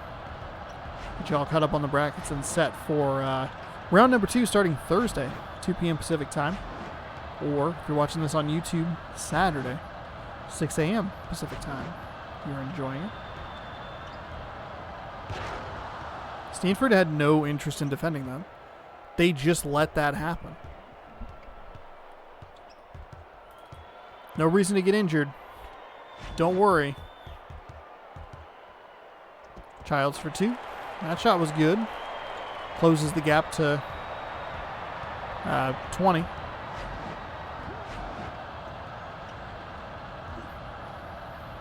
Two quick passes inside, and they'll push it right back to 22. Don't really know why Ohio State's still trying to score points here.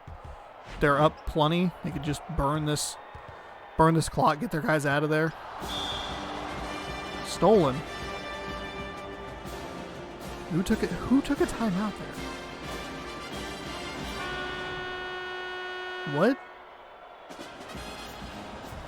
Stanford trying to defend like they have a chance. And instead, that tree will take a forearm to the face.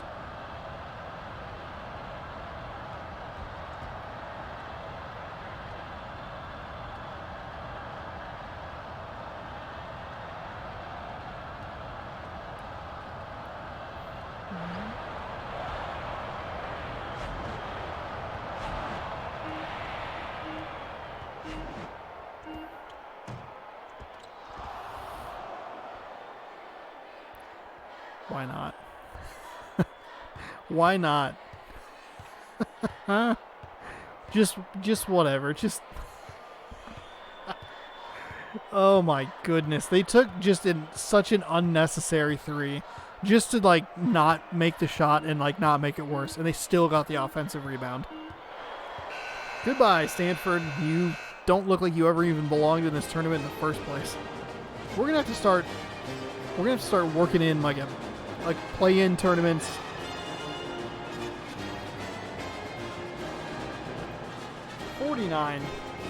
To 27 is the final score. Ohio State moving on with a huge win. And in the notes, we will just write Snooze Fest. That doesn't start with a Z. S-N-O-O. See, there's the Z. Snooze Fest 21 was this game right here. All right. That's it. That is the first 32 matchups of the tournament. We will take a look at, see if we can find an exciting game. We have California taking on Louisville, Oregon, Tennessee. That's a good looking matchup. Iowa, Texas Tech, Colorado, Boston College.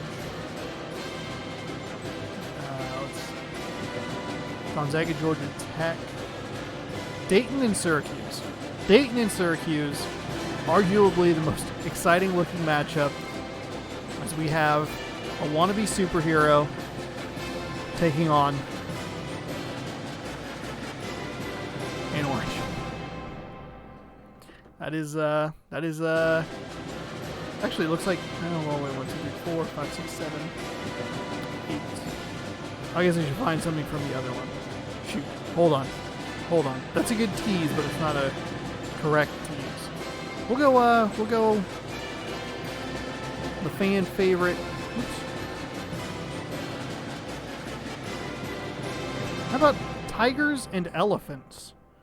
That'll wrap up day number 1 of the round of 32. So part number 5, this will be your final game. We also have Arizona. We have Gonzaga taking on some Bees. Colorado, Boston College. Oregon and Tennessee. That's probably going to be a good looking matchup, the green and the orange. Ducks and Dogs. And we'll tip it all off with Kentucky and Washington. Before we go, let's update you on the current standings. I love the terrible mascot at Dayton. I'm so glad you do. I'm glad I'm not the only one. I appreciate that there is someone out there who loves the terrible mascot at Dayton. Love the mascot with me. Matt's predictions still in first. Been rocking it since the very early stages of this. It's a Guessing Game is behind by 2 with 17. The Beeb in third with 16. Fart King with 16. Pigsaurus, that's me, with 15, and I am tied for last with 15, and Go Cougs down there as well. I took a major hit losing Ohio and Wisconsin in the last couple of days. I have 3 of my 4 Final Four teams are out. I do have my champion, though, so that's good. And we will see my champion pick in the next part as they continue their hopeful trek, fingers crossed, to a title game appearance. Alabama's been in the title game before. They lost the first tournament to Duke. They have not been back, though. So we will see you next time for more March Mascot Madness. Hey, if you like this kind of content and you're on YouTube, thank you for watching this much of the video. Scroll down, hit the subscribe button, click that bell so you know when I post new videos. If you want to watch the madness unfold live, you can check out twitch.tv/SeanSourceRex. Give that channel a follow, and we will see you in the next one. I don't have an outro for this. Bye-bye.